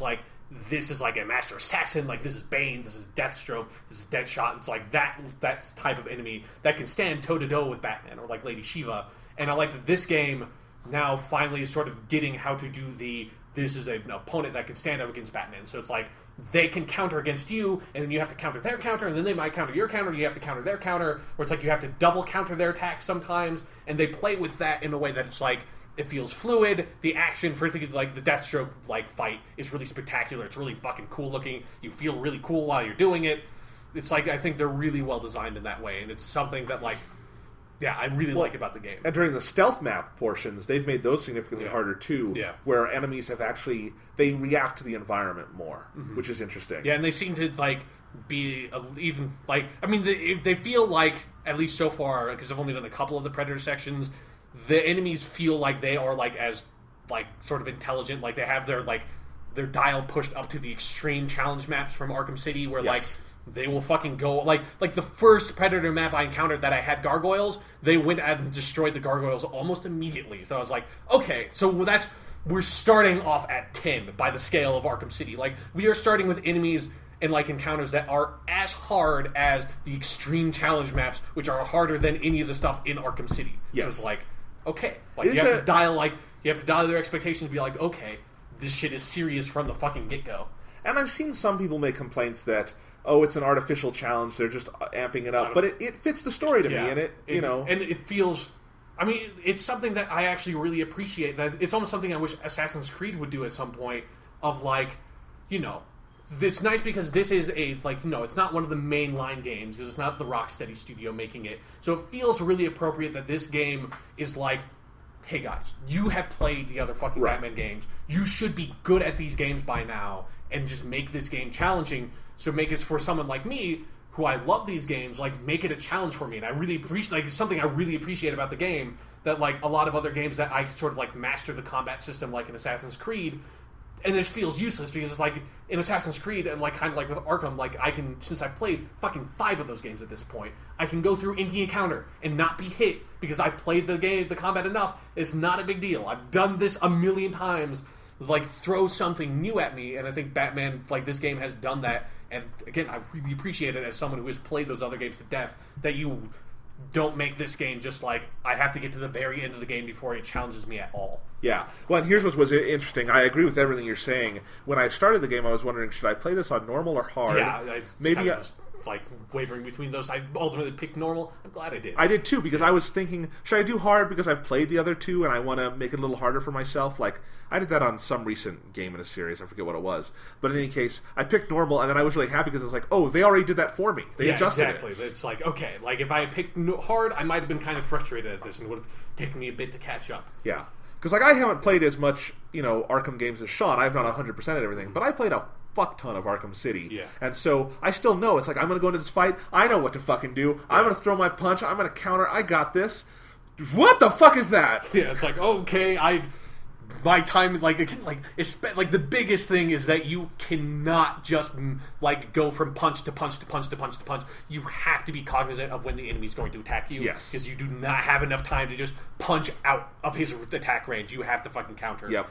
And it's going to make New Game Plus a bitch, because that does the thing where it takes out the counter. When they take out the counter thing, that's going to be hard. Yeah. Because that was already pretty tricky with Arkham City, but, with how fast the attack animations are on the enemies, it's like, you have to be... I mean, it's one of the things that the game is making me have to play with the same mindset at some point that I did New Game Plus on Arkham City, where you don't just look for the wavy lines. Like, I have to actually, pay attention to character animations to know when they're going to attack, so when I know I'm getting out of this, punch, that dude's going to attack me. Like, his fucking things had not flared up yet, but I can tell by his animation he's going to, so I need to get ready for that, because by the time his thing flares up, it would have been too late to make the decision on what to do next. So let's talk about what other gameplay aspects. We'll do story last, but let's talk about some more gameplay. What other gameplay stuff that happens here do you really like? Or technical stuff. The main thing is definitely those boss fights. I mean, I like the city. I like the scope of the game. I haven't gotten into a lot of it yet, but I like the way it feels. The side activities are a little more substantial than they were in Arkham City. There's just more to do. There's a little more substance to it. There's a little more, the whole Lady Shiva encounter. She's one of the main assassins, but she doesn't actually, at least maybe she comes back or something, but she doesn't, so she doesn't really figure into the main story, but she has her own thing off to the side that kind of ties into the Arkham City stuff a little bit. That's this is its own little story that has, its little beats and stuff, and Arkham City had some of that stuff, but it felt really light, And there's also some good character stuff in there. I like if you do the Penguin side quests. Yeah, you get to hear from Barbara Gordon, and that's really cool because she becomes Oracle in all the other games. So it's definitely. I really like Barbara Gordon. I love Barbara. She's a really great character. Yep. So it's cool to. She just has some really great dialogue too. With I like her. I always like Barbara Gordon before she becomes Batgirl, and her weird relationship with Batman. Right. Not sexual, but there's this weird. Sort of pseudo-father figure, brother, mentor thing. I don't know. The relationship is really interesting. Yeah, and this game captures it fairly well while being a background element. Yeah. I really like the graphics in this game. I was really impressed. Yeah, particularly the Batman model looks really fucking cool. It looks great. His cowl in particular looks like you could just reach out and touch it. Yeah. And the way everything gets scuffed up as it goes along. There's just something very functional about the bat suit in this game. Yeah, and it's another little detail. They clearly put a lot of thought into trying to craft this as an early Batman thing. Yeah. And that it feels like this is the same Batman that would be in Arkham Asylum or City, but that Batman is so fucking cool that he just needs kind of a little Kevlar stuff and some gauntlets, and that's all his suit needs to be because he's so fucking badass. Well, he doesn't need the armor, whereas this one is almost kind of like the Dark Knight suit from the movies of this dude looks like he's armored up. He's got big, heavy pads. His cowl's kind of metally and looks like if he took a hit with a fucking sword, it might just bounce off the cowl. It definitely he looks a lot bulkier and a lot armored up because he looks prepared to take on anything instead of the other Batman who is just in a zen state, always prepared to take on anything. Right. And I think Arkham Asylum and Arkham City did this very well too, but the weight of Batman as he moves, you feel I almost don't ever want to run anywhere. I just want to slowly move broodingly stalk towards some motherfucker and then great. Step on his face and have him tell me where all my collectibles are, goddammit. Yes. Very true. And in terms of graphics, I was also impressed where I don't know if it has the same level of Easter egg kind of content as the Rockstar games. There are a lot of Rocksteady. Easter eggs. I've spotted quite a few, and I've seen online a couple of lists of other stuff. That's cool. But in any case, I just know that whenever you're going through an area, it is so detailed. Yeah. It is so well designed, and there are some specific problems with this I'll outline later in terms of I don't quite get the logic behind some design choices, but it's still, there's just such detail and vitality to the game in that aspect. And the graphics look so good. I noticed more frame rate slowdown than I did the other games. Like, there are a couple of areas, particularly when you're in the open city and fighting a lot of guys. Yeah. I think the snow effects in particular, like if you're like kind of like the camera gets angled up towards the sky, it gets a little hitchy. Although those snow effects are fucking great. Yeah. But it's not a huge... Like, I was actually a little bit concerned about the game because I saw a video, like, a walkthrough online. Like, not a walk... Like, a developer, like, kind of gameplay thing online. And there, the frame rate looked really hitchy. But that might have been just, like, the YouTube video or something. Because this one's not... This one usually runs at, like, 30 frames, like, and they'll dip below. Yeah. It ran fine for me. The only times were... Actually, earlier in the game... was the only times I noticed it, and it was when I was flying around and doing the quick zip line kind of thing. Yeah, that gets a little frame. And then sometimes big fights, like you mentioned. But overall, it was not a big there's issue. only been one... I got into one really big, like, random fight on the street where I was probably fighting, like, 40 guys. Like, it's one of the biggest... Like, because it was just one of those where I was doing a random crime, but then, like, randomly pulled in, like, 2 or 3 other groups of guys who were just standing around. So I just got into this huge clusterfuck of a fight. And it was, like, clearly the game engine could not quite handle it. So, like, that was where the frame rate hitched, and it was, like, because I noticed the frame rate hitches when you do, like, the zipline stuff, but that's not a big deal, because, like, that doesn't affect you. In that case, it did, like, legitimately, I just won the fight, but it was, like, I was watching the fight at, like, 10 frames per second, so it was, like, punch, block. Yeah. You know, like, it was so framey. Yeah, I didn't get into a fight that big, although I do like the crimes in progress because they are pretty tough. Yeah, like, and I love, so one of the things the game does that I also appreciate in terms of, like, it making it more challenging is it also scores you based on how you did for, like, every single encounter. And I like they have, like, their rating for, like, you know, like, very low threat, medium threat, high threat, extreme threat. Like, 2 hours into the game, it feels like every single encounter is either high or fucking extreme. It's just like... Why do you even have medium? Like, the only time it's very low is when I just randomly walk behind a dude and just clock him in the head, you know? Yeah. That's the very low encounter. Then everything else is like, you know, you never fight, like, 3 guys. You're always fighting, like, 10 guys or 20. So it's like it's always either high or extreme. It's funny. Yeah, the other thing I wanted to mention on the technical aspect that I loved is the music in this game is by Christopher Drake. This is a different composer than the people who did Arkham Asylum and Arkham City. And I love the scores for Asylum and City, but at least in terms of how the score sounds in-game, I like the Christopher Drake music even more, and part of it, agree. It's really good, and part of it also is that I read they revamped how music plays, so it is very responsive. Where if you're just flying around, there'll be really good ambient music, but as soon as stuff starts, it gets intense, and you don't even notice it because it is so well attuned to what's going on, especially in Predator challenges. It feels a lot like the scores, like, to the Christopher Nolan movies in that way. Of, like, it's not like this big bombastic Batman theme. It's like there are a lot of, like, really heavy drums and stuff that it's just like, definitely sort of amps up the action when you're getting to, like, this ridiculous fucking brawl on 40 guys. And then on the boss fights and the big set pieces, Christopher Drake really pulls it out, and there's a lot of that drum kind of stuff. Yeah. It's clearly influenced by the Hans Zimmer music, which is great Batman music, so it's good. There's no problem being influenced by that. Yeah. So, yeah, that's everything I think I have that I really love about the gameplay. And obviously, anything the Rocksteady games did well, for the most part, this one does well. Yeah, I mean, one of the complaints of, like, a lot of the reviews online is just like, you know, it's, hey, this is the same basic framework as Arkham Asylum and Arkham City. There are tweaks, there are changes. I think, like, it being more difficult is actually a really important and significant change. But it's like, if you did not like those other games, or if you feel like you don't want to play another one of the games because you're tired of it, don't pick this game up, you know? If you are a super mega fan of those, though, like we are, this is a totally worthwhile purchase. Yeah. But let's talk about some gameplay complaints. I have a couple. Yeah.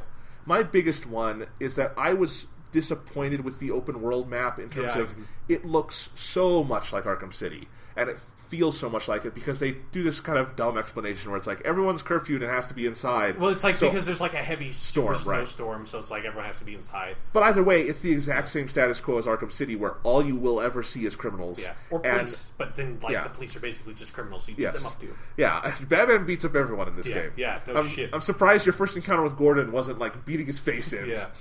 Or he does get knocked out. Like, that's true. You knock him out when you push him against the wall. That's true. But in any case, so that kind of disappointed me a little bit. I like the new Gotham areas they have, particularly in the second half, after where you are, when you start dealing with the Joker a little more. Mm-hmm. There's some really cool new areas they have. Also, like how I haven't done this mission yet, but I like how the Joker goes back to that fucking, like, industrial thing that he does in Arkham City. It's like, Why do you love this fucking place so goddamn every time you come here? What is with you? Well, and it's kind of a backstory for how he got there. But in any case, yeah, so that kind of disappointed me a little bit. And then when you're in buildings, sometimes they are just flat out reusing areas and arenas from Arkham City. I haven't noticed that too much. You haven't gone to Sionis Industries yet. Oh, okay. Yeah. Oh, yeah. Well, I was expecting it because it's the same. You know, and there are some it's a convenient excuse. It doesn't. Maybe it'll bother me when I get into it a little bit more, but it doesn't, in general, bother me that much because I feel like, at least with the sections of the open world that are still there are identifiable landmarks in the Arkham City section of the map. But it does feel at least different enough that I don't feel like I'm playing the exact same game. I guess so. It didn't really feel I think interior parts did feel mostly different to me and new. There are a couple areas where they reuse areas, and it's fine. It's whatever. There are new challenges around them, so it's fine. But yeah, overall on the overmap, it just felt a little to me like this is the same place, and it doesn't look like they adjusted it much to reflect the prequel aspect. It really just looks like Arkham City in a lot of parts. I would say it looks a lot. I mean, it doesn't look clean because it's still Gotham, but it doesn't look like the raging hellhole that was Arkham City. Arkham City was just completely run down. Like this feels more like a city. It doesn't feel like a city because, like you said, there are no civilians around. And I understand why. That would add a whole other weird aspect to the open world. Trying to accommodate that, it would be so. You'd have to completely rethink how the open world functioned in the game compared to how it functioned in Arkham City. Yeah, it's not a huge complaint, and I understand why they did it. It's just something I thought was worth noting. Yeah, and it just kind of makes me I want to see, hopefully, with the next Rocksteady game, I want to see Gotham City more fully realized. Yes. I want Grand Theft Batman. Yeah. You can hijack people's cars, drive them around, maybe not. run over. Why would you need to? He's building the Batmobile in this one. That's true.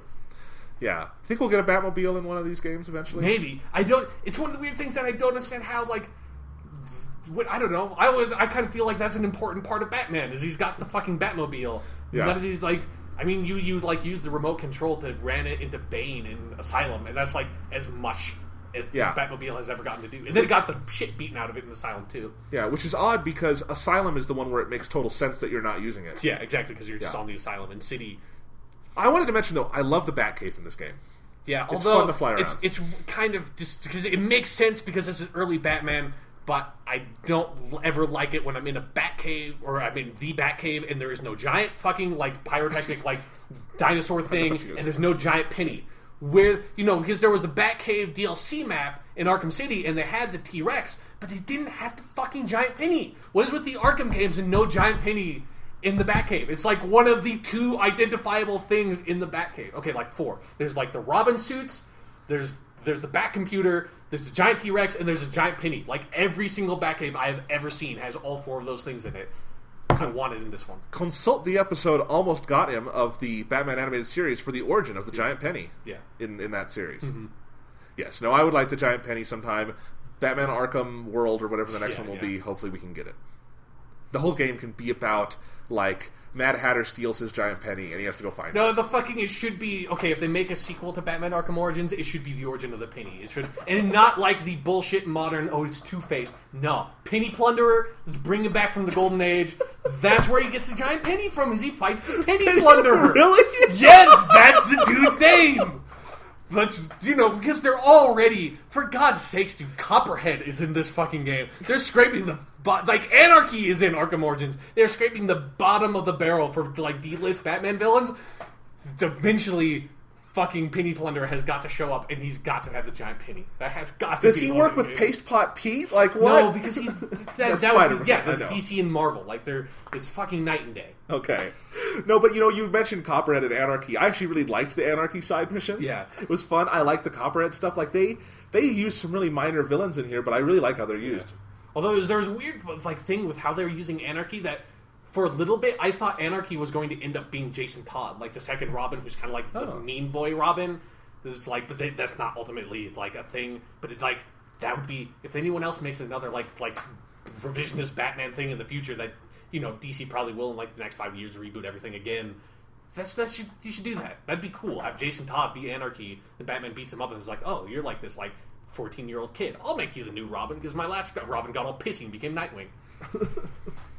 Is Jason Todd the one who dies then? Yes. Okay. All right. So anyway, spoilers.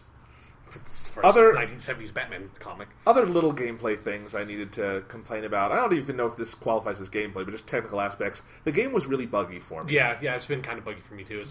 I've seen worse stuff online, like horror stories of people online that I have not run into. I have some bad stuff. I had a lot of areas where I had to specifically shut the game off and reload because things I needed to continue would not show up. And I would go searching around for like half an hour and finally realize, no, I'm doing it right. It's just, it will not let me grapple there. I need to grapple there. I turn it off and turn it back on, and sure enough, I can grapple there now.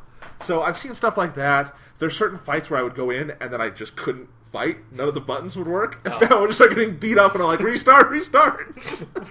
That's pretty great. He would just have them in that... That's like Mass Effect 1, where like randomly Mass Effect 1, just you couldn't shoot anymore. It's like, oh shit. Yeah, that kind of stuff. And it got a little worse as the game went along, particularly in the big part at Gotham Hotel. When you get to that part, there was some bad glitches for me there. But for me, like, one of the things I'm a little bit concerned about with the glitchiness is like it not letting me 100% stuff. Like, because there's something that I'm not sure if I just haven't quite done it right yet. But there's one of the, they have all like the challenge things that you can do that like sort of like eventually unlock stuff.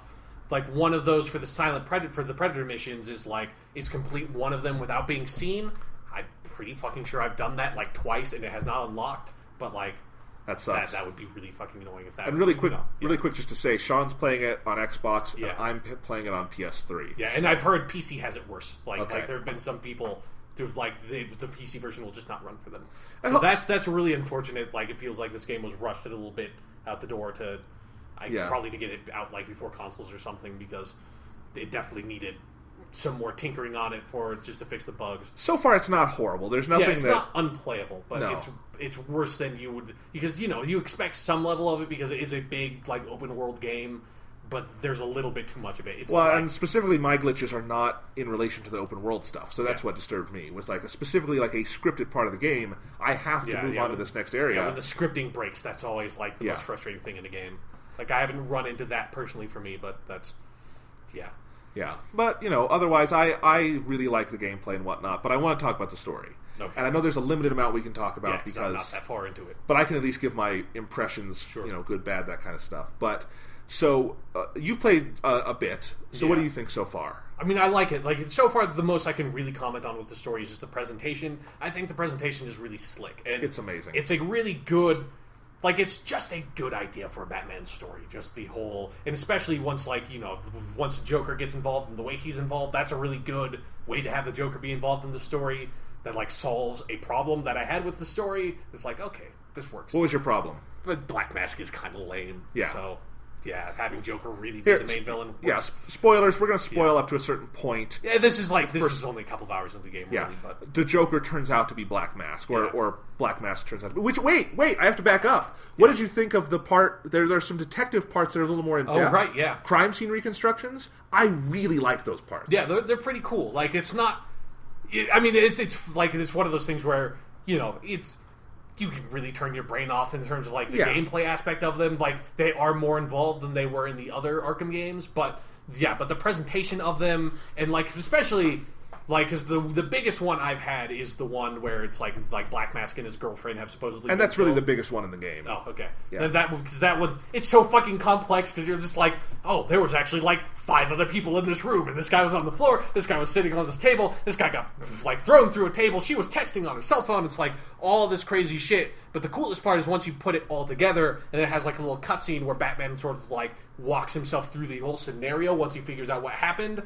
I think that's really well done. It gives a good detective-y feel to it. I think so too, and I even think even before you get to the cutscene at the end, just hearing Batman go through okay, I figured this out, I need to figure this out. Yeah. It really puts you in that mindset of Batman as first and foremost a detective. Yeah, and that's something is not in cinematic representations of Batman, but it's something Rocksteady has done super well in their games, and that I think this game takes to the next level. Yeah, I think this game definitely does it better. Because that's one thing that It's a common complaint for a lot of Batman stuff, is I feel most Batman stuff forgets that about him. And then for the Rocksteady stuff, they did it okay, but it always just felt especially in Asylum, it always boiled down to the detective part was, I'm going to follow this blood trail, or I'm going to follow, this pipe smoke or something in the air. And this one, it's No, you were at a fucking crime scene. Shit has gone down. You're looking at like blood spatter patterns and shit. Like, it feels like you're watching a really cool episode of CSI for like 5 minutes. Or something. Well, and then a lot of the story digressions build off on I need more to solve this. Like that's why you have to break into the GCPD is to find the National Criminal Archives. Mm-hmm. So I think it all ties back into those detective skills, and I like that. Yeah, and it's definitely more. It's better integrated than it is for most Batman stuff, and especially the other games. Yeah, but anyway, go back to what you were saying about the story and just the setup. Oh, it's just hey, here's Batman. Someone has hired like 8 assassins to come after him. Batman needs to figure out who hired the assassins, why, has to stop that person, while also fighting off all the assassins. That's a good fucking idea for a goddamn Batman story. So far, they're doing a really good job of pulling it off. Especially, hey, whenever you have Deathstroke in something, I'm in. Deathstroke's fucking cool as shit. Yep. And I think it spirals, particularly once you get past the point you just got to. The way it just spirals and becomes bigger and deeper is great. And I think, specifically, I was thinking a little bit about the term, Arkham Origins for the game. Yeah. And I think really what this is, and you'll start to see this after this point that you've gotten to with the Joker, is that it's an origin story for the Batman and the Joker. Mm-hmm. And more than anything else. And there are specific origin aspects with, Barbara Gordon and Commissioner Gordon and Alfred and those relationships. Not like Barbara Gordon does not become Batwoman in the game or anything, but Barbara Gordon never becomes Batwoman. That's Cassandra Cain. That's Kate Kane. Wait, no. Yes, that's Kate Kane. Cassandra Cain is another Batgirl. Okay, sorry, I get them mixed up. It's okay.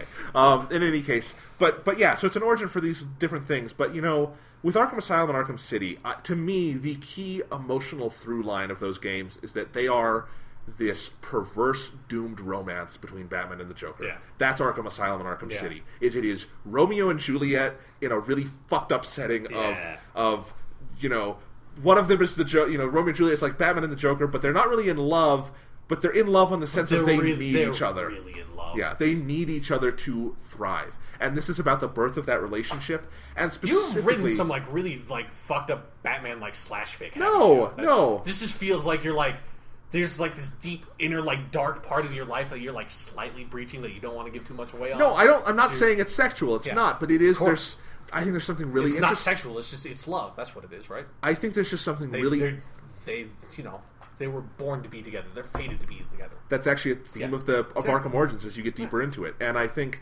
I've always liked that about the Rocksteady games. I thought they explored the Batman-Joker relationship in a really fascinating way, and I think some people will be a little disappointed when they get to the point in Arkham Origins where the Joker comes in and realize, again, he's the primary antagonist.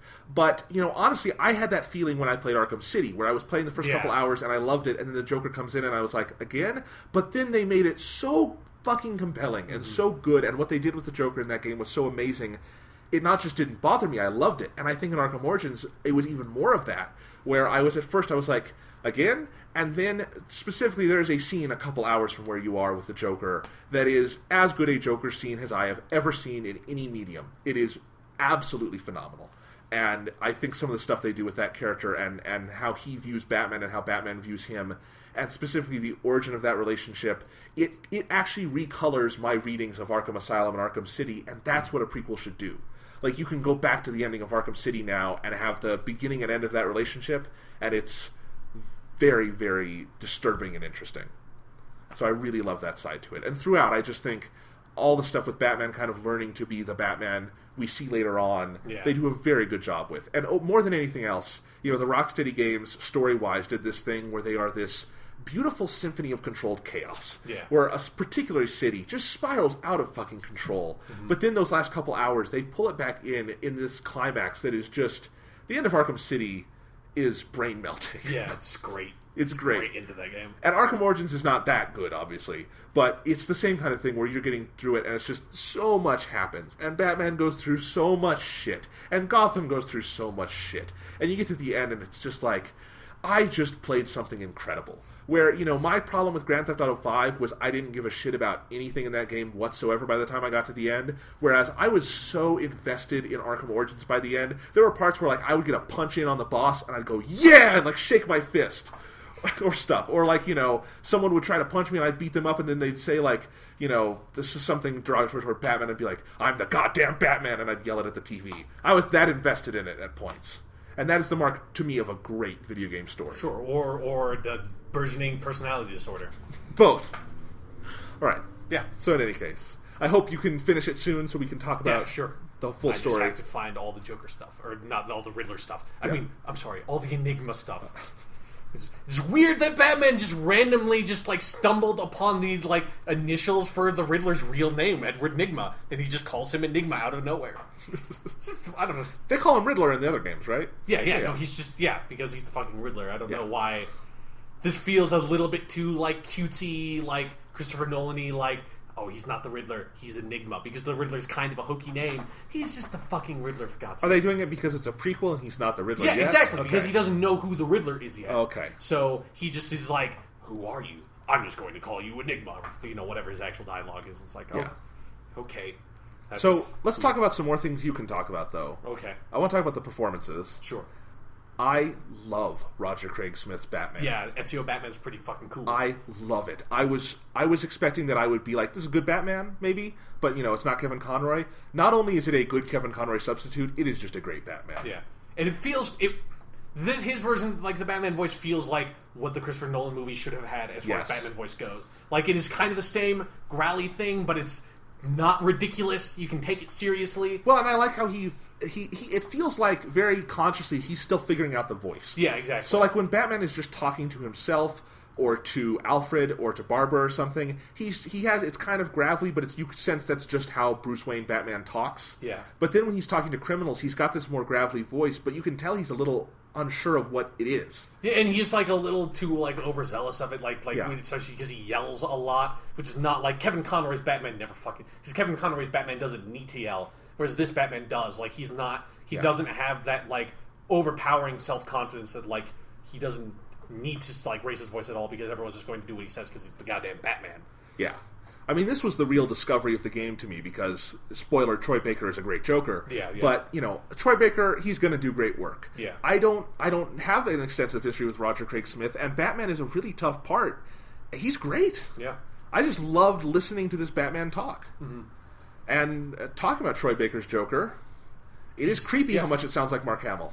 Yeah, but he sounds like Mark Hamill, but he still sounds different. Yes. It's still his own thing. Yeah, it's particularly... It's the same style of Joker, but it's clearly someone else doing it. He's not trying to do an impersonation of it. I agree, and when you get deeper into the game, it's the same kind of thing as that clip we played online. When he has monologues, he fucking just savors words in a way that is creepy and funny and everything you want the Joker to be. Yeah, and he's got really good Joker laughs. I've only heard a few of them so far, but that's the most important part when you really get down to it. And he's definitely... He has that nailed. Oh, yeah. And the Joker writing in the game is terrific. In fact, I think most of the dialogue writing is really good. Yeah. Up until the last couple lines of the game. I'll complain about that later on when you've played it. But, in any case... Does he say, It's not the Joker, it's just it's a kind of... Mine is just Alfred's but Bruce, you have to stop doing this. And he's like, are you dense? Are you retarded or something? I'm the goddamn Batman. Cut the credits? Yeah, exactly. Yeah. Just that classic line from Frank Miller. Right. No, it's really what bothered me in Arkham Origins was the part where he meets Robin and throws him in a cave. Yeah, exactly. That would be DLC. That would be the first Arkham Origins DLC pack. Amazing. Kidnapping. Yeah, All-Star Batman, Arkham, and Robin. That would be fucking great. All right, I like Michael Jarvis's Alfred a lot. Yeah. It's the Batman or the Alfred voice from the other games. It's still good. How much have you seen of the Alfred Bruce relationship in this game so far? Not a huge amount. Most of it is I'll just go to the Batcave and be like, "Hey, Alfred, what's up?" And he's like, "Hello, Master Bruce. Here's something about a big bat that's in the fucking belfries or something." There's some really good... And then I get 5,000 XP for Alfred wisdom, and I love that. It's nice. Because it's never anything that's really particularly a good piece of Alfred wisdom. It's always just you should stop doing this, Master Bruce. It's I'm not going to. It's okay. There's some really good Alfred stuff in the latter half of the game, and he really steps up to the plate for that. Who else? I mean... Nolan North is still the Penguin. That's one of the few returning voice actors, and he's also still voicing some of the random, a lot of the random thugs are the same, except for there's now a guy who's got a great New York Italian accent, gangster accent. He's a new random mobster dude. I like that guy's voice. I think I heard Akihiko in there too. Yeah. There's a couple of the Liam O'Brien has voiced a couple of like police officers in particular. He's voiced some of the people from the other games too, like just random motherfuckers. I liked the Penguin's girlfriend Tracy, who would totally be played by Helena Bonham Carter if Tim Burton made Arkham Origins. I hadn't realized that, but that is definitely the case. Yeah, I was trying to think. It made me think of like what Tim Burton's Arkham Origins would be. Yeah, and it would be Helena Bonham Carter as her, probably Johnny Depp as the Joker. Yeah. It would be terrible, but thank God Tim Burton made his Batman movies before he met Johnny Depp. Yeah, that would have been a really weird. That would, You know Johnny Depp would have been played one of the villains. Yeah. And then it would have been all about Johnny Depp. Mm-hmm. Batman would not have been in the movie. Or you would have had Johnny Depp playing Batman, and that would have just been weird. Oh, God, don't even say that. I mean, remember, Tim Burton wanted to cast Nicolas Cage as Superman. So, I can't decide which one would be more outlandish. I think Nicolas Cage is Superman. Yeah. Oh no, Johnny Depp as Superman would be really fucking. That would be particularly weird because I could kind of see Nicolas Cage as Batman. That kind of makes sense in my head. Johnny Depp as Superman, no way. But I kind of want to see it now. Yeah. Although I don't know, maybe he would try to film it and the celluloid would just burn. It would refuse. Like, this is just wrong. This is wrong. But anyways, we've gotten off topic. Yes. Anything else you want to say about Arkham Origins before we move on? I'm having fun with it. I'm looking forward to getting back to it. A good $60. Yeah. Although, okay, here's one thing that's kind of annoying me about it, because, this is only really a problem if you're hyper-completionist about this shit like I am for these games, of, like, the highest level, like, one of the challenge things for the challenge is basically, like, gliding around stuff, or most of them. The top one is complete a random crime in all 9 of the districts, but trying to get a crime to spawn in, like, the bridge in, like, another district that is super tiny is a massive pain in the fucking ass. So, yeah. Fuck this game. Yeah, exactly. 0 out of 10. Yeah. I'm going to probably go burn it after this, just, like...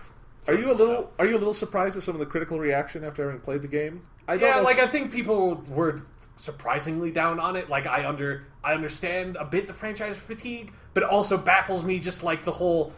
Because I feel like, it's been a couple of years since Arkham City came out. Like, Arkham City came out 2 years ago. Yeah. And fucking... the video game industry does this with everything, and like every Call of Duty game gets like a 9 or higher.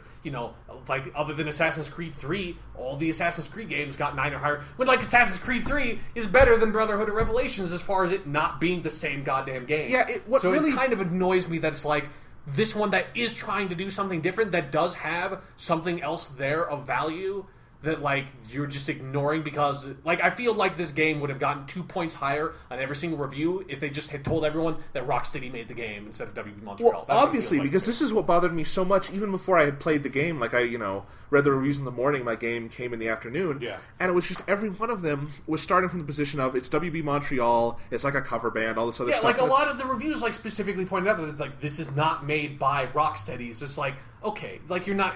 And a lot of times it just felt like no one was giving the game a chance. It was just like, none of the fucking Assassin's Creed games, none of those are made by the same studio. They just don't tell you. They just say it's Ubisoft. But they're all, like, different fucking teams. Yeah, it bothered me just because I felt like the reviews were... A lot of them were coming from a place that didn't have anything necessarily to do with the game itself. And there were other ones where, like, Polygon was fairly down on it, but I feel like Polygon's reviews they're very articulate, and I mostly understood their reasons. But even then, I didn't feel like their score kind of reflected what they wrote, and I just saw this a lot. And it just kind of bothered me because I just feel like recently, Grand Theft Auto 5 comes out, and you're not allowed to give it less than a 9.5 because it's Grand Theft Auto and it's Jesus.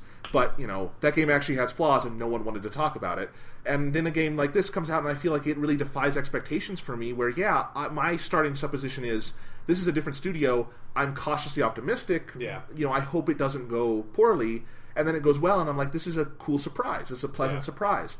And if you don't like the game, you don't like the game, and that's fine. But it's just like the universal tenor of the reviews was, it's inherently inferior because someone else developed it. Yeah.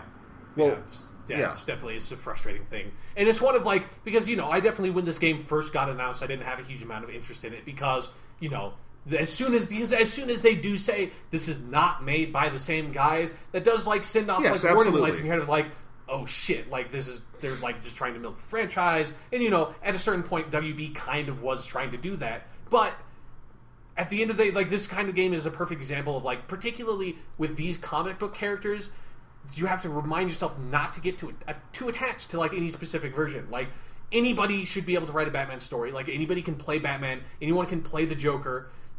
Anyone should be able to make a Batman game, and you have to judge all those things on their own merits, just because I love Kevin Conroy's Batman to death and I love Mark Hamill's Joker to death does not at all mean I only ever want to see those two people play those two characters. Absolutely. I really like being able to have oh hey, Troy Baker has a fucking awesome goddamn Joker voice, or Roger Craig Smith has an awesome fucking Batman voice, and a lot of the Batman or the DC animated movies, oftentimes they'll have different people playing the characters for each of the animated films. So Under the Red Hood, John DiMaggio plays a fucking awesome Joker. That's a really different Joker.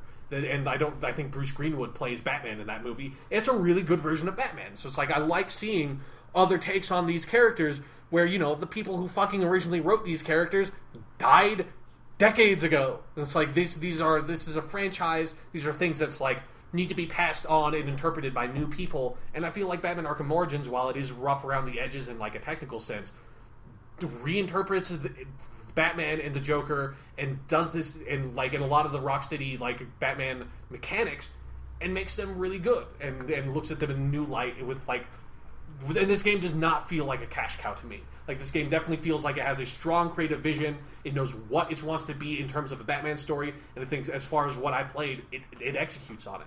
Absolutely. That's as much as I could ask from the fucking thing. I agree with every word you said. Yeah, specifically comparing it to the Treyarch Call of Duty games and stuff like that. I mean, especially the early Treyarch Call of Duty games. What I was going to say is, eventually the Treyarch Call of Duty games got very good, but Call of Duty 3, Call of Duty World at War, Call of Duty 3, and I think the campaign of Black Ops 1, it's okay at most, and with Call of Duty 3, it's awful and unplayable. Yeah.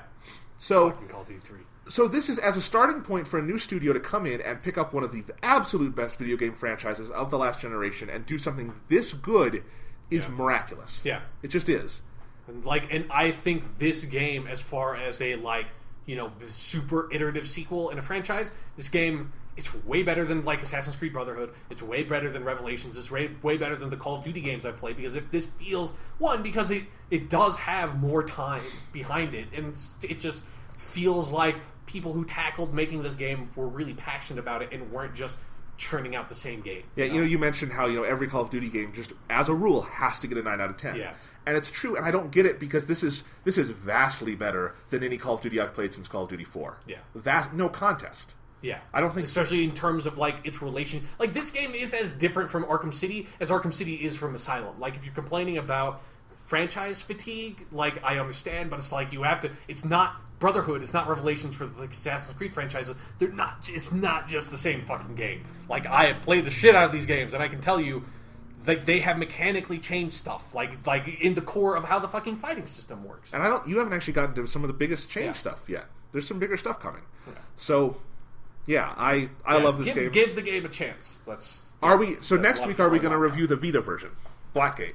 No, I don't have enough time to play more video games or money to play more video games right now. So I know got to save up for the PS4. Yeah. I'm curious about the video game because it's got a Metroid style thing.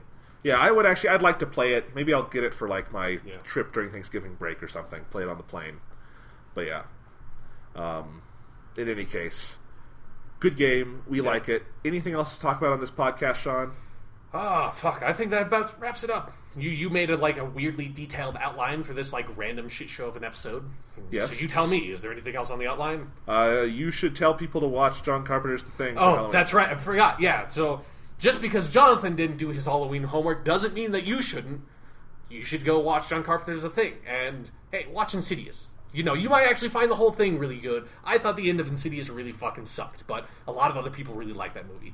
And hey, if you're one of the kinds of people who really likes watching horror movies with other people, Insidious is great for that. So, hey, get on that.